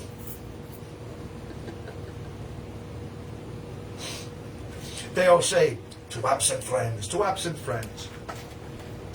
And then Frank puts on a hat and excitedly says, and to Rocky, happy birthday to you, happy birthday to you, happy birthday to Rocky.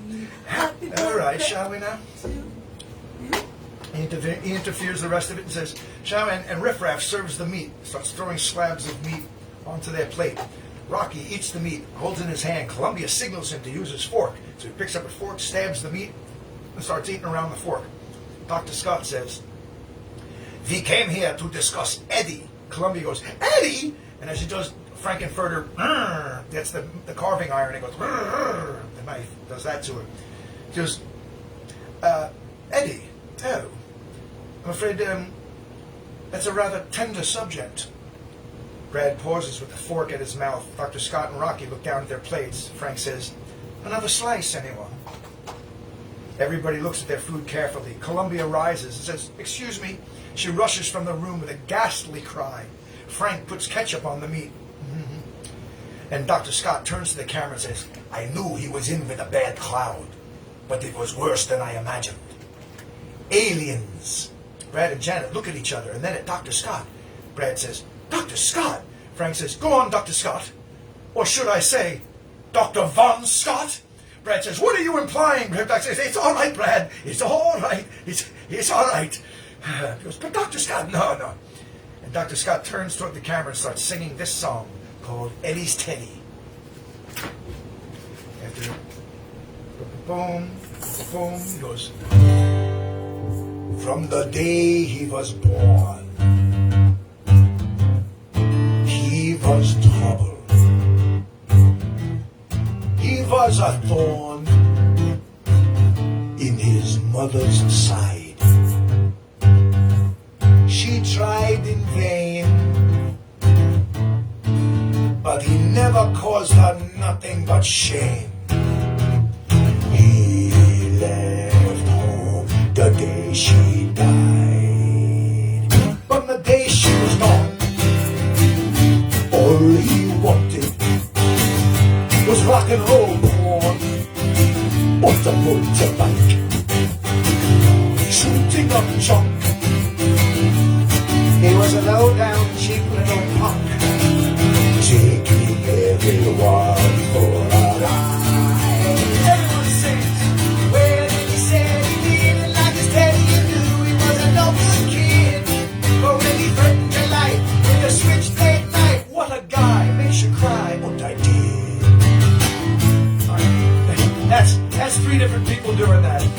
Janet says, "What a guy." No, Frank says, "What a guy." And Janet says, "Makes you cry." And the other guy, the narrator of this, Dr. Scott says, "And I did." But right now they cut to Columbia, who's alone in her bedroom with pictures of Eddie all over the wall. She says, "Everybody shoved him. I very nearly loved him. I said, hey, listen to me. Stay sane inside insanity. But he locked the door and he threw away the key. But he must have been drawn into something, making him warn me in a non-wait red." What's it say? What's it say? "I'm out of my head. Oh, hurry, or I may be dead. They mustn't carry out their evil deeds." Wow! When he said he didn't like his daddy, you knew he was a no-good kid. But when he threatened your life with a switchblade knife, what a guy, makes you cry, and I did.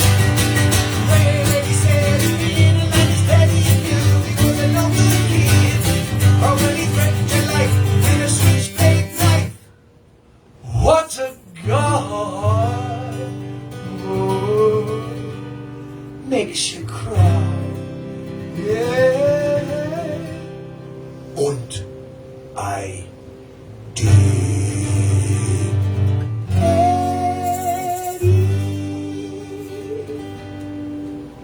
And at the end of the song, Frank reaches across and seizes the tablecloth, pulls it away, pulls all the tablecloth off the, clearing all the dishes off it, revealing a glass top, and underneath it is a coffin containing the decomposed remains of Eddie. Janet runs off screen screaming. Dr. Scott pushes his chair back in disgust. Janet runs back and throws herself into the arms of Rocky, and while she's still screaming. Frank rises from the table and removes the hat and gets him and says, "Oh, Rocky, how could you?" And then he's going to run after Janet. He's really mad at Janet now and Rocky because they like each other suddenly for some reason. Rocky moves to Janet. She runs forward screaming and goes off stage, followed by Frank. Frank is now chasing Janet. This is going to be throughout a song. This next song is going to happen all fast while Frank is chasing Janet throughout the house. They end up in the laboratory again, of course. Meanwhile, Brad can't find his glasses for whatever, I guess when the shock of seeing Eddie, and he's trying to push Dr. Scott to follow them, but doesn't know where he's going, so Dr. Scott has to push. And they all end up in the laboratory by the end of the song. So this is Frank now singing this here we go. I'm going to have to use the glasses on this one. So, he goes, "Oh, Rocky, how could you?" And they run out the room. Janet climbs the stairs, followed by Frank. Catches her at the bottom of the second flight of stairs and holds her as she struggles and says, "I'll tell you once, I won't tell you twice. You'd better wise up, Janet Weiss. Your apple pie don't taste too nice." Janet's screaming, "You better rise up, Janet Weiss." Breaks free and runs up the stairs toward the camera. Brad and Dr. Scott are in the elevator now, ascending. I gotta change the page. It's so exciting. And Frank says, "I've laid the seed. It should be all you need. You're essential as a pencil, wound up like an E or first string. When we made it, did you hear a bell ring?"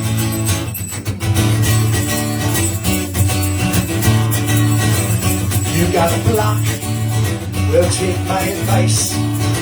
You'd better wise up, Janet Weiss. Janet trips and falls at the bottom of the ramp. They are now in the laboratory.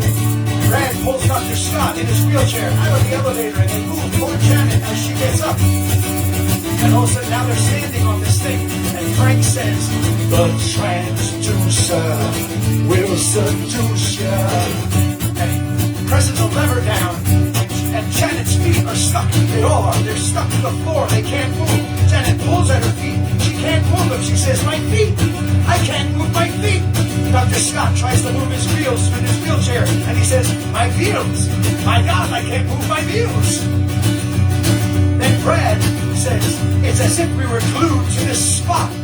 Frank says, "You are so quick with fear, you tiny fools." Janet says, "Oh, we're trapped. It's something you'll get used to. Amanda, my fuck, can be nice." Oh, and she screams. And with that, Magenta enters through the hole in the wall that Dr. Scott had made earlier.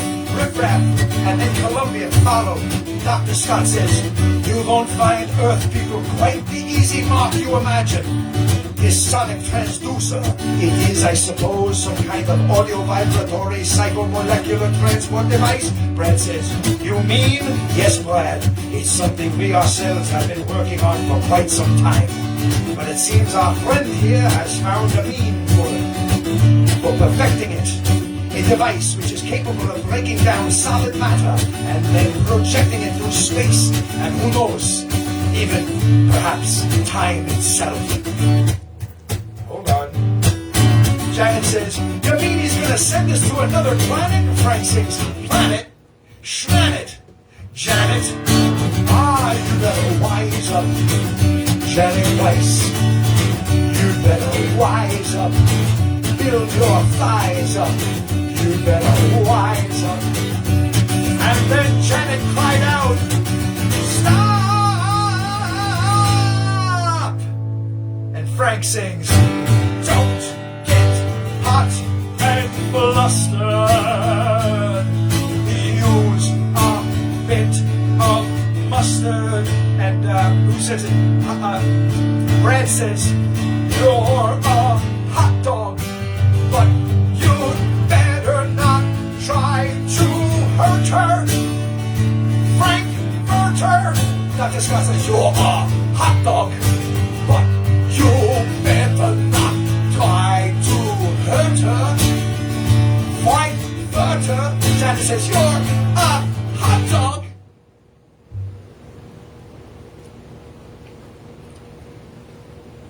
And as they each did that, Frank pulled a lever.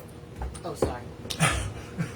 You said Frank. Frank pulled a lever, turning Brad into a statue, a naked statue. And when Dr. Scott said, you're a hot dog, but you... And then he pulls a lever on him, and Dr. Scott is turned into a statue. And then at the end, when Brad and Janet goes, you're a hot dog, they cut it right off, turn her into a statue. Now you've got... Oh, sorry. You did say hot dog. I did. Now you've got 3 statues there. And as he's... And then... now they're all... And just as they're standing there in silence, Columbia comes down. She goes, my God, I can't stand any more of this. First you spurn me for Eddie, and then you throw him... I'm sorry. First you spurn me for Eddie, and then you throw him off like an old overcoat for Rocky. You chew people up, and then you spit them out again. I loved you. Do you hear me? I loved you. I loved you, and what did it get me? Yeah, I'll tell you. A big nothing. You're like a sponge. You take, and you drain others of their love and emotion. Yeah, well, I've had enough. You've got to choose between me and Rocky, so named for the rocks in his head.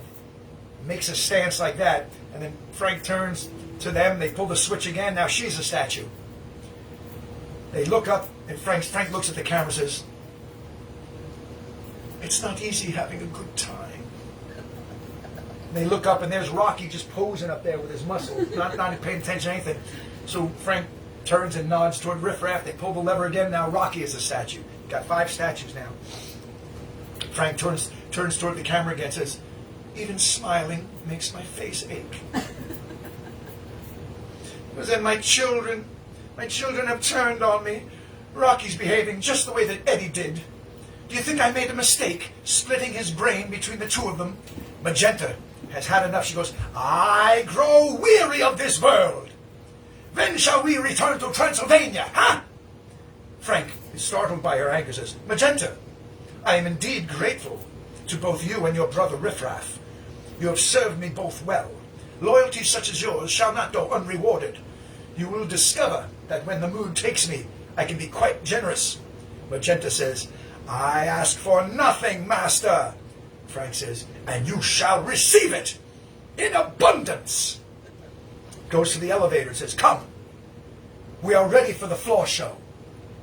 And he slams the elevator and goes. Riff Raff goes to Magenta, and they walk toward each other, and they do one of these again.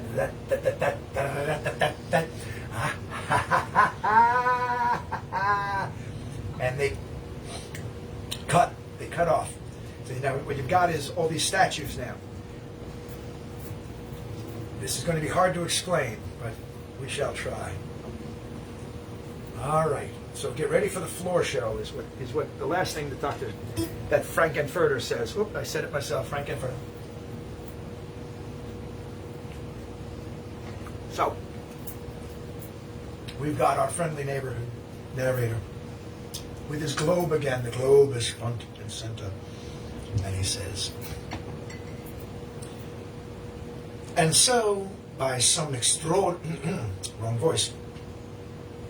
And so, by some extraordinary coincidence, fate, it seems, had decided that Brad and Janet should keep their appointment with their friend Dr. Everett Scott. But it was to be in a situation which none of them could have possibly foreseen. And just a few hours after announcing their engagement, Brad and Janet had both tasted forbidden fruit. This in itself was proof that their host was a man of little morals and some persuasion. What further indignities were they to be subjected to? And what of the floor show that had been spoken of? In an empty house, in the middle of the night? What diabolical plan had seized Frank's crazed imagination? What indeed? From what had gone before, it was clear that this was to be no picnic. Thank you. Thank you. All right. So, what happens here is we're getting ready for a floor show. As this music starts vamping, we see backstage, there's a curtain, there's a huge stage, there's this theater room that we're going to be watching this floor show in. And on the stage, not yet, nope. And on the stage, the curtains are drawn, and in front of the curtains are to be the four statues of Rocky, and then Columbia, and then Brad, and then Janet. And as they're getting ready for the show, you know, Frankenfurter is got cold cream on his face, and he's half dressed with his hair up like he's gonna get ready. But he's putting the finishing touches on the four statues. He's got them made up just like he was made up when you first introduced him as a sweet transvestite. They've all got fishnet stockings, high heels, garters, bustier, and makeup. Same makeup that Frank, or very, very thick drag makeup, or whatever you want to call it. So all of them are dressed alike like that. And he's powdering them up. So the floor show now is going to start, and when it does, each statue, there's a switch off stage that gets pulled and changes them back to human. But now they're dressed up like this, and they're kind of under the hypnosis of Frankenfurter and his sexuality and his lack of morals. So this is the floor show. It's going to start with those four characters singing about what their experiences, what their experience is so far in this show. And then, I'm explaining this now so I don't have to do it in the middle of the song. After the four of them do their bits, the curtain opens to reveal the RKO Tower. Remember the beginning of the movies, RKO Tower is like, bing, ding, ding, ding, ding, ding, ding, ding, you know, it would have all the flashing light around it like it's a big radio tower. They have one of those huge things, and Frankenfurter is standing in front of it, all dolled up to sing his song. And then we'll see what happens at that point. I'll start with the floor show and see how far we get. That looks like a finger now. It looks like a finger or something else when you're lighting it. All right. Gotta step on this. Here we go. Here's the floor show. Brought to you by Bud and Bud Light, your halftime show, sponsored by. I think we're having hot dogs and toast for dinner today, if I'm not mistaken. That is All right, not the floor.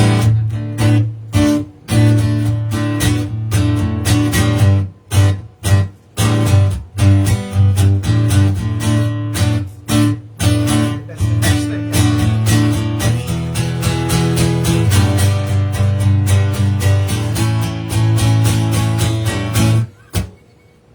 First one up is Columbia.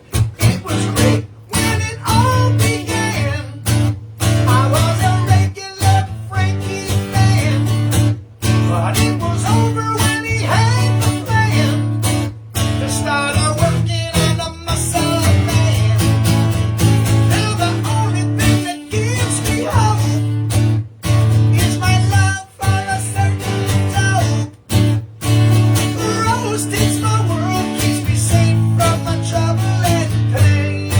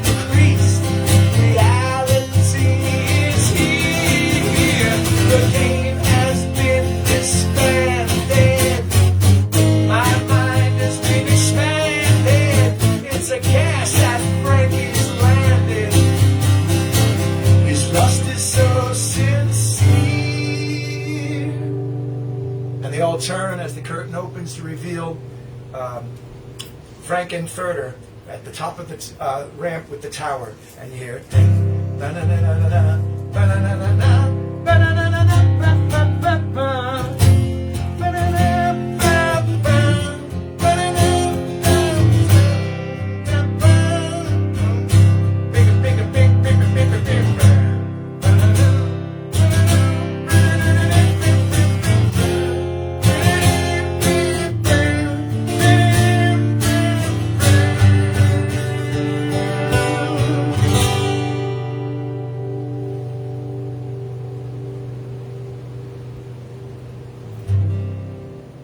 Whatever happened to Fay Ray? That delicate satin draped frame, as it clung to her thigh, how I started to cry, 'cause I wanted to be dressed just the same. Give yourself over to absolute pleasure. Swim the warm waters of sins of the flesh. Erotic nightmares beyond any measure. And sensual daydreams to treasure forever. Can't you just see it? Whoa,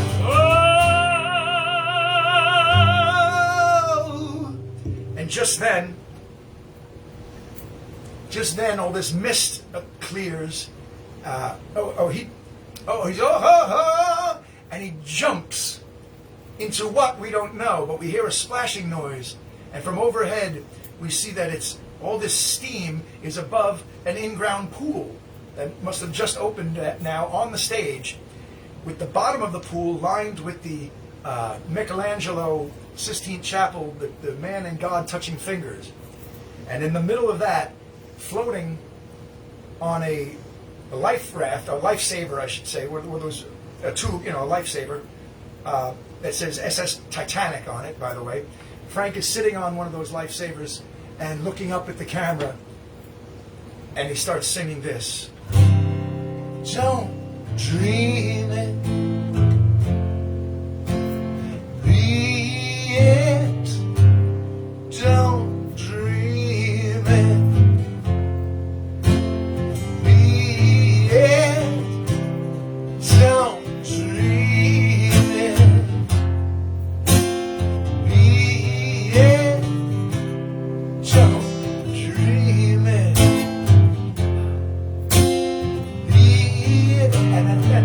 All four of the people dressed up, they turn and start marching toward the pool and climb in with it. It's only a few steps down, it's a very shallow pool, but they're all in it now, and they start singing it, and it becomes an orgy. They're all making out with each other, and don't dream it. Yeah, this underwater orgy. Don't dream it. 5 people. 4 humans and an alien called Frank. Don't dream it. Get it on.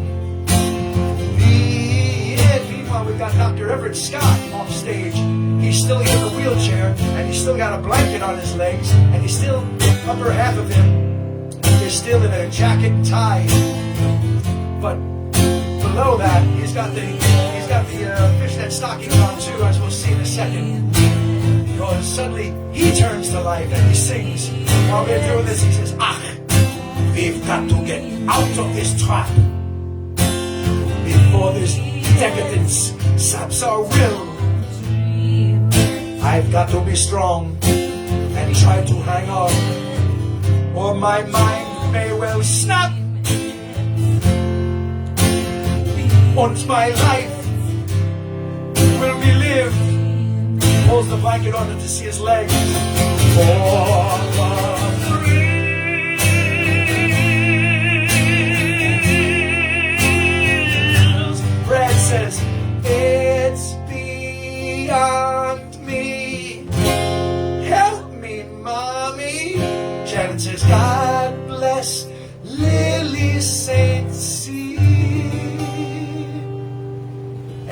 Popping up out of the pool to dance and go crazy, Frank says, my, my, my, my, my, my, my, my, my, my, my, my, my, I'm a wild and an untamed thing.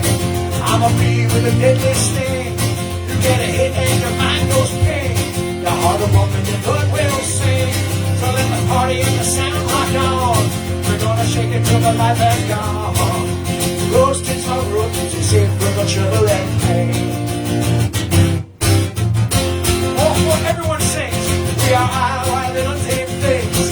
We're a bee with a deadly sting. You get a hit and your mind goes ping. Your heart will pump and your blood will sing. So let the party and the sound rock on. We're gonna shake it till the light has gone, gone, gone. Rose tints my roots to save from the trouble and pain.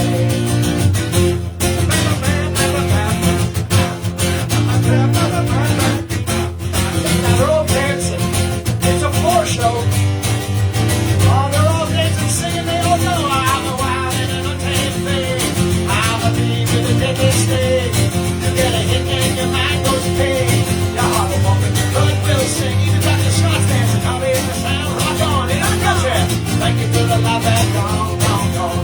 Goes to my world. You save from my trouble and pain. Just at this moment, bursting through the back doors with a ray gun and dressed in military-style outfits is Riff Raff and Magenta, looking totally different and in control. And he sings, Frankenfurter, it's all over. Your mission is a failure. Your lifestyle's too extreme. I'm your new commander. You now are my prisoner. We return to Transylvania. Prepare the transit beam. He says to Magenta, prepare the transit beam. We're returning to Transylvania. And as she turns to leave, Frank says, wait! I can explain. Because he just told him basically, I'm taking over. You're nuts. This mission has gone way off. You're my prisoner now. I'm taking over. He goes, wait, I can explain. And he whispers quickly to Columbia, who runs to the back of the room to man a spotlight. He whispers something to Rocky, who goes to the side of the stage to work on some paneling stuff that brings down different screens or curtains and lights and wind. You know, so he's gonna make a big presentation as to, wait, I can explain. And Frankenfurter sings this song.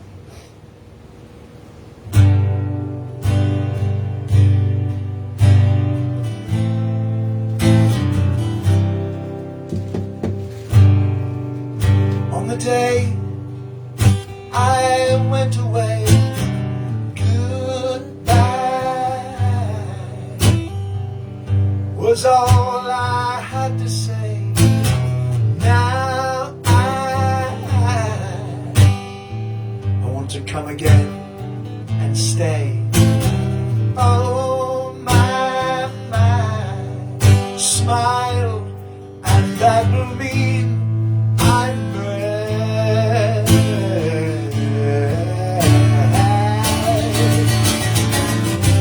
'Cause I've seen, oh, blue skies through the tears in my eyes, and I realize that I'm going home.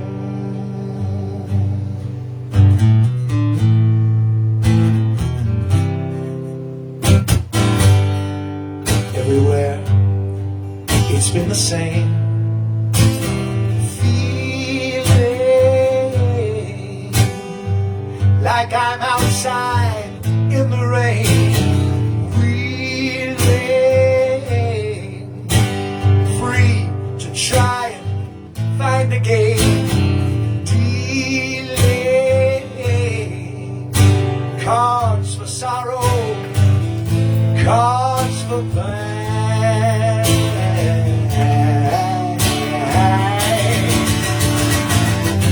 'Cause I've seen, oh, blue skies through the tears in my eyes,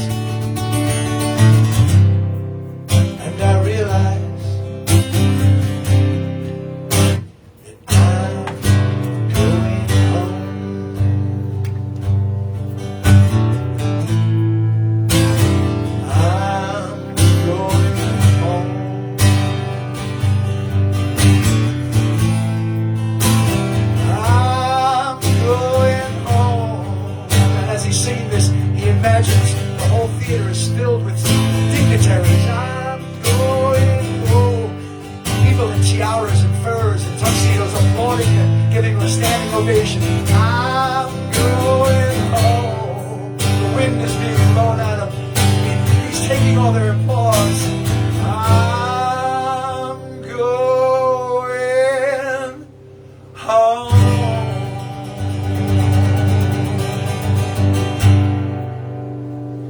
And he finishes his song, and he's standing there with his eyes closed, taking the applause, saying, "Thank you, thank you, thank you." And where am I? Oops. Sorry. The next page. There we go. I had to move the jack of clubs out of the way. It's good. The audience is ovating. Sounds like different. Frank raises his arms in acknowledgement. Riff Raff and Magenta are standing there, and Magenta says, "How sentimental," sounding like her best Betty Davis. "How sentimental." And Frank opens his eyes and realizes that, it's an empty theater, and he turns back and looks at them, and Riff Raff says, "And also presumptuous of you." They start moving toward him. He says, "You see, when I said we were to return to Transylvania, I only referred to Magenta and myself vividly." Frank begins to move back away, appalled at what he's hearing. Riff Raff says, "I'm sorry, however, if you found my words misleading. But you see, you are to remain here. In spirit, anyway." Points his ray gun at Frank, and Frank backs away and falls down on the steps to the stage. But Dr. Scott says, "Great heavens, that's a laser!" Riff Raff, "Yes, Dr. Scott. A laser capable of emitting a beam of pure antimatter." Brad says, "You mean you're going to kill him? What's his crime?" Dr. says, "Well, you saw what became of Eddie. Society must be protected." Riff Raff, still pointing the laser at Frank, says, "Exactly, Dr. Scott. And now, Frank Enfurter, your time has come. Say goodbye to all of this, and hello to oblivion." And he goes to aim it, and Frank goes to put his hand up, and just as he does, Columbia in the back of the room screams, and with that, hearing it, Riff Raff turns and fires and hits Columbia right in the chest, and she goes down dead by the spotlight she was. And now, horrified, Frank realizes he's ready to do it, and Riff Raff, empowered by the fact that he can and will do it, puts his other hand on the gun and aims it at Frank. Where am I? Boom, boom, boom. They close up on Riff Raff. His mouth is twitching. Riff Raff turns his head to Frank, says, "No, no, no," and he turns to run to climb the curtain. He starts climbing the curtain, and Riff Raff just fires the gun, hits him in the back, and Frank collapses down the curtain and crumples into a heap, and the curtain comes down on top of him. Janet buries her head into Brad's chest. Dr. Scott puts his hands to his face. The curtain falls over Frank's lifeless body. Rocky moans loudly and pushes Brad and Janet aside, crawls to Frank's body and throws the curtain off him. Rocky breaks down completely, and he cradles Frank's body in his arms. Then he stands up and carries Frank on his back. Puts him on his back to carry him. And Riff Raff can stand no more. He fires a blast of the laser. No wonder I can't see this. Where's my glasses? There we go. There we go. He fires a blast of the laser beam at Rocky, now standing with Frank's body in his arms. The ray hit their target, but Rocky keeps moving. He does not go down. He moves to the end of the swimming pool and over to the RKO tower in the background. Riff Raff again fires, hitting Rocky, but making little leeway in trying to kill him. He makes his way to the RKO tower and starts climbing the RKO tower, just like King Kong climbed the Empire State Building. And he's got Frank Enfurter on his back. He moans and shakes his fists at Riff Raff as he keeps firing lasers at him, but continues to climb. And he gets to the top, and just as he does, he gets hit one more time, and the tower falls back. The entire tower goes forward, rather, with them on top of it, and they fall back into the swimming pool, dead. And I guess he hit him enough times that he killed him. You see Frank's body floating under the water, and Rocky also. Brad says, "Good God." Janet says, "You've killed them." And Magenta turns to Riff Raff and says, "But I thought you liked them. They liked you." And Riff Raff says, "They didn't like me! They never liked me!" Dr. Scott says, "You did right." Upon hearing that, Riff Raff turns and starts pointing the laser at them and walks over to Riffraff, says, a decision had to be made. He goes, you're okay by me. He says, Dr. Scott, I'm very sorry about your nephew. Dr. Scott says, Eddie, yes, well, perhaps it was for the best. You should leave now, Dr. Scott, while it is still possible. We are about to beam the entire house back to the planet of transsexual in the galaxy of Transylvania. Go. Now. They finally start moving. Brad pushes Dr. Scott in his wheelchair, Janet following. They head outside.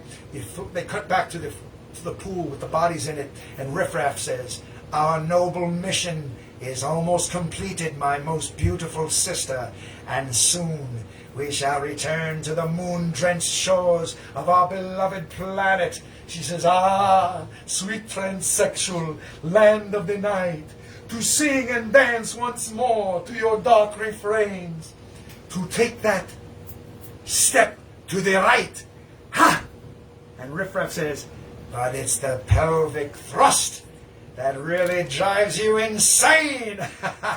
And she says, and our world will do the time warp again. And they cut to outside the castle. Brad and Janet help Dr. Scott out of the castle, and then there's a huge explosion as we see the entire castle surrounded by a giant beam of light raise from the ground and then fly into the air and vanish into space.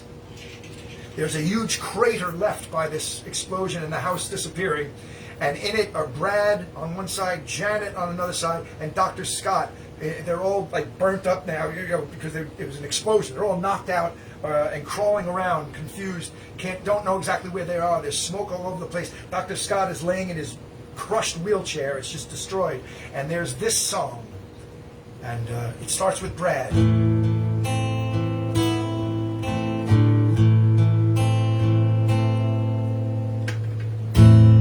Done a lot, God knows I've tried to find the truth, I've even lied, but all I know is down inside I'm bleeding. And Janet sings, and superheroes come to feast, to taste the flesh, not yet deceased, and all I know is still the beast is feeding.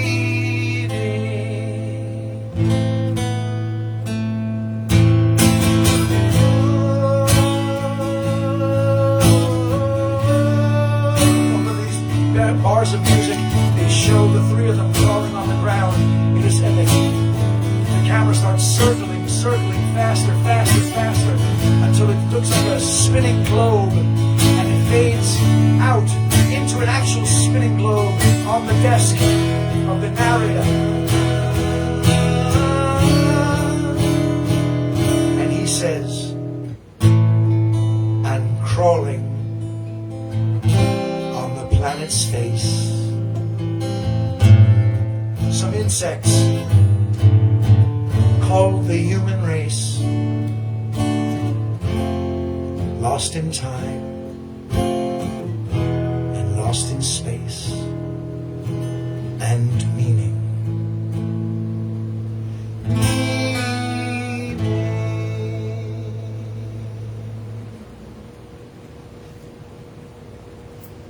Just at that point,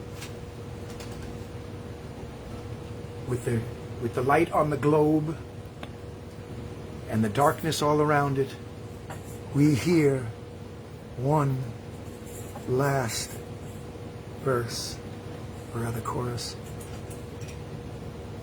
of this song. Science fiction, double feature, Frank bank has built and lost his creature. Darkness has conquered Brad and Janet. The servant's gone to a distant planet.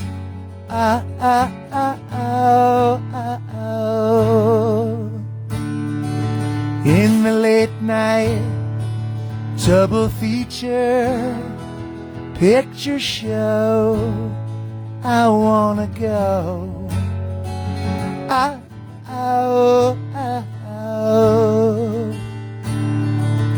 To the late night double feature picture show.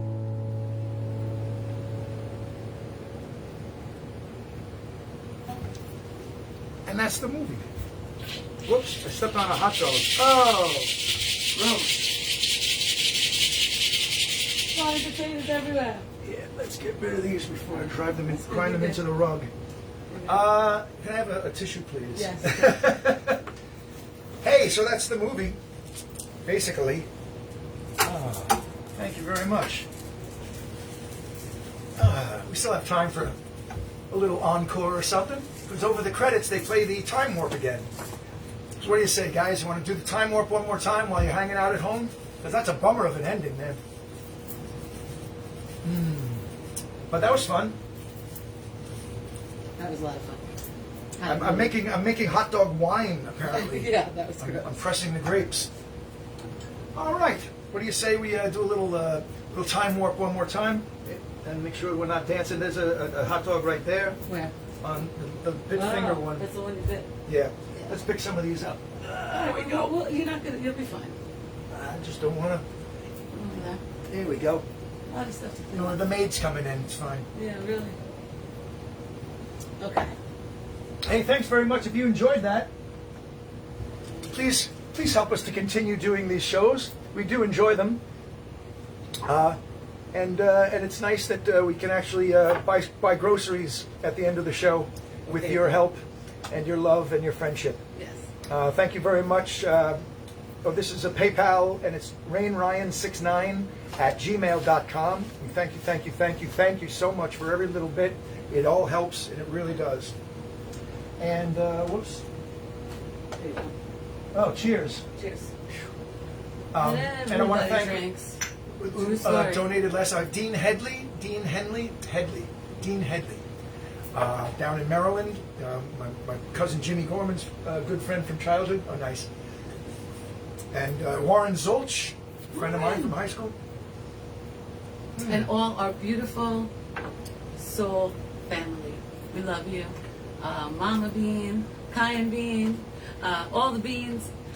We Horse and also, again, I hope Maddie enjoyed the show. We really love her, and she's in our prayers. And it's just been so great to share these crazy things with you. And that we hope that it passed some time for people like Dee, who are so excited that you don't need surgery. What a blessing that is. You did good, girl. You stayed off of it. You let it heal. So we're just excited for that for you guys. And So we'll join us again on Monday. This is Friday. Enjoy the rest of your weekend. We're going to turn on the radio once we're done here, 90.3 FM. We're going to hear Steve Mangianaracina, and followed by, he plays from 6 to 8. And then we're going to listen to Rob Leonard's Beatles show from 8 to 11. We just hung out with both of those guys last night when we saw the Monkees. We're going to have to tell you about that on Monday. We had a really great night.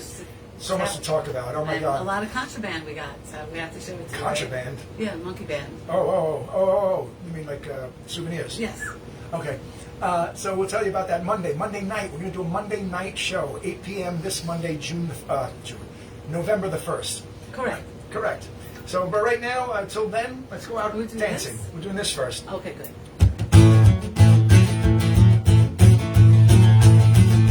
It's astounding. Time is fleeting. Madness takes its toll. We're listening closely. Not for very much longer.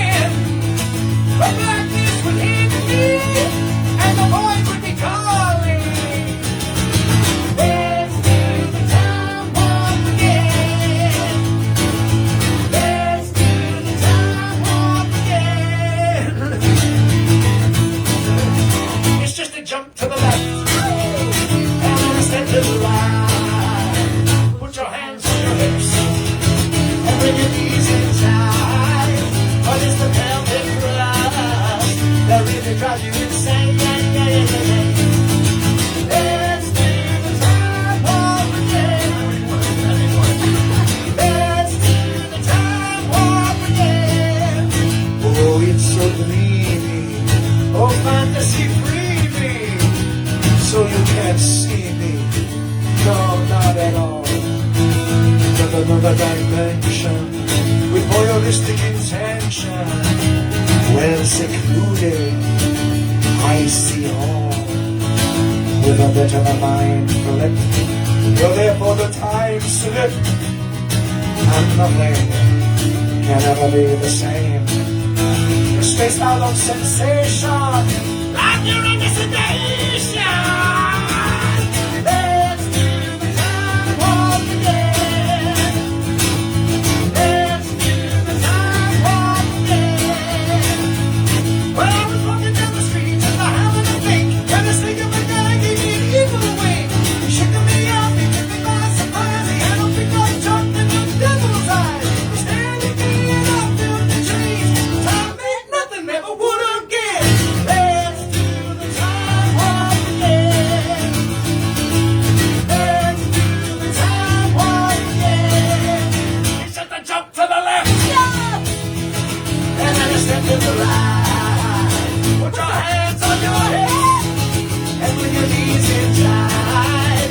But it's the velvet rise that really drives you insane. Yeah, yeah, yeah, yeah, yeah. Let's do the time warp again. Let's do the time warp again. I said, let's do the time warp again. Let's do the time warp again.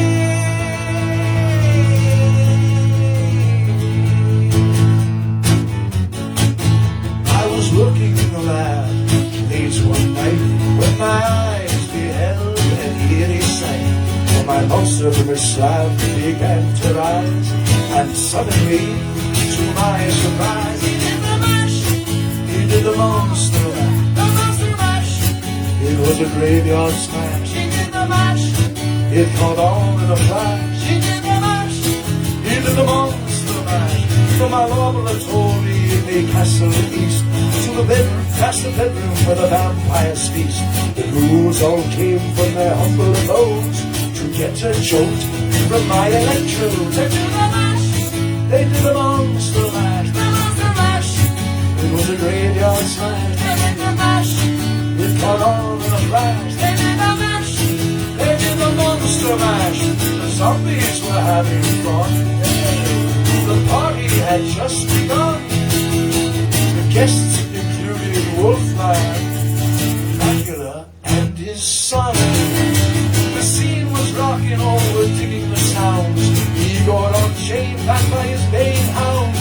The coffin bangers were about to arrive when their local group, the Crypt Kick Alive. They played the mash. They played the monster mash. The monster mash. It was a graveyard smash. They played the mash. They caught on in a flash. They played the mash. They played the monster mash. Now out from his coffin, Drax's voice did ring. It seems he was troubled by just one thing. He opened the lid and shook his fist and said, whatever happened to my Transylvania twist? It's now the mash. It's now the monster mash. The monster mash. And it's a graveyard smash. The monster mash. It caught on in a flash. It's now the mash. It's now the monster mash. Now everything's cool. Drax a part of the band. And my monster mash is the hit of the land. For you, the living, this mash was meant to. When you get to my door, tell them Boris sent you. And you the mash. And you the monster mash. The monster mash. And to my graveyard smash. You do the mash. You'll catch on in a flash. You do the mash. Go to the monster mash. You do the mash. Ah, mash good. Mash good, mash good. Crazy ego, you impetuous fool. It's now the mash. It's now the monster mash. That's all I got. Aw. Happy Halloween. Happy Halloween. Have a safe one. Be careful. Remember, all you need is love. Keep peace in All your you heart. need is blood. And love in your soul. And don't forget. We don't have a rock and roll. Our rock and roll sign. And also, for my mom, all you need is love and a cat. And for Fred, ooh, not an ass walrus, but walrus. Not a walrus, I guess. But remember, guys, we love you. Thank you. We're so excited See you Monday. Hope you that enjoyed we the get show. to do these things for you. We hope look. you enjoyed it and had some laughs and had a good time. And you did Another such hot a dog. good job, Edward. Oh, thank you very You much. did You an too. excellent job. Crazy- You did such a great job. Crazy, Ooh, I'm gonna collapse the now. crazy costume lady. Missed a couple Props. of cues, but you know, we can't fix it in post. So there you go. Yeah, that's all right. Let's go out on a toast. Okay. There was one There's right one here. right behind you, right over here. There was. I put it down. Here we go. You got it? There you go. Let's go out on a toast. On a toast. Raise your Actually, marshmallow stick. This is peace sign on the toast. We have a toaster That's that does a the peace gluten-free sign. toast. So actually, this is just a piece of toast. So I'm gonna have a toast to all you beautiful Halloween, beautiful spirits and souls, and just know that we love you, and God bless us, everyone. You guys are all in our prayers. God bless us, everyone. Cheers. Maybe we'll watch Poltergeist. Peace in your heart and love in your soul. We'll see you Monday. We're And so my toast excited. has a hole. That's Fine. spooky. Spooky. Very Put spooky. that in the Spooky. hole. Come over here. I'm grabbing you. Oh, spooky. Oh. Spooky. Happy Halloween, guys. Cheers.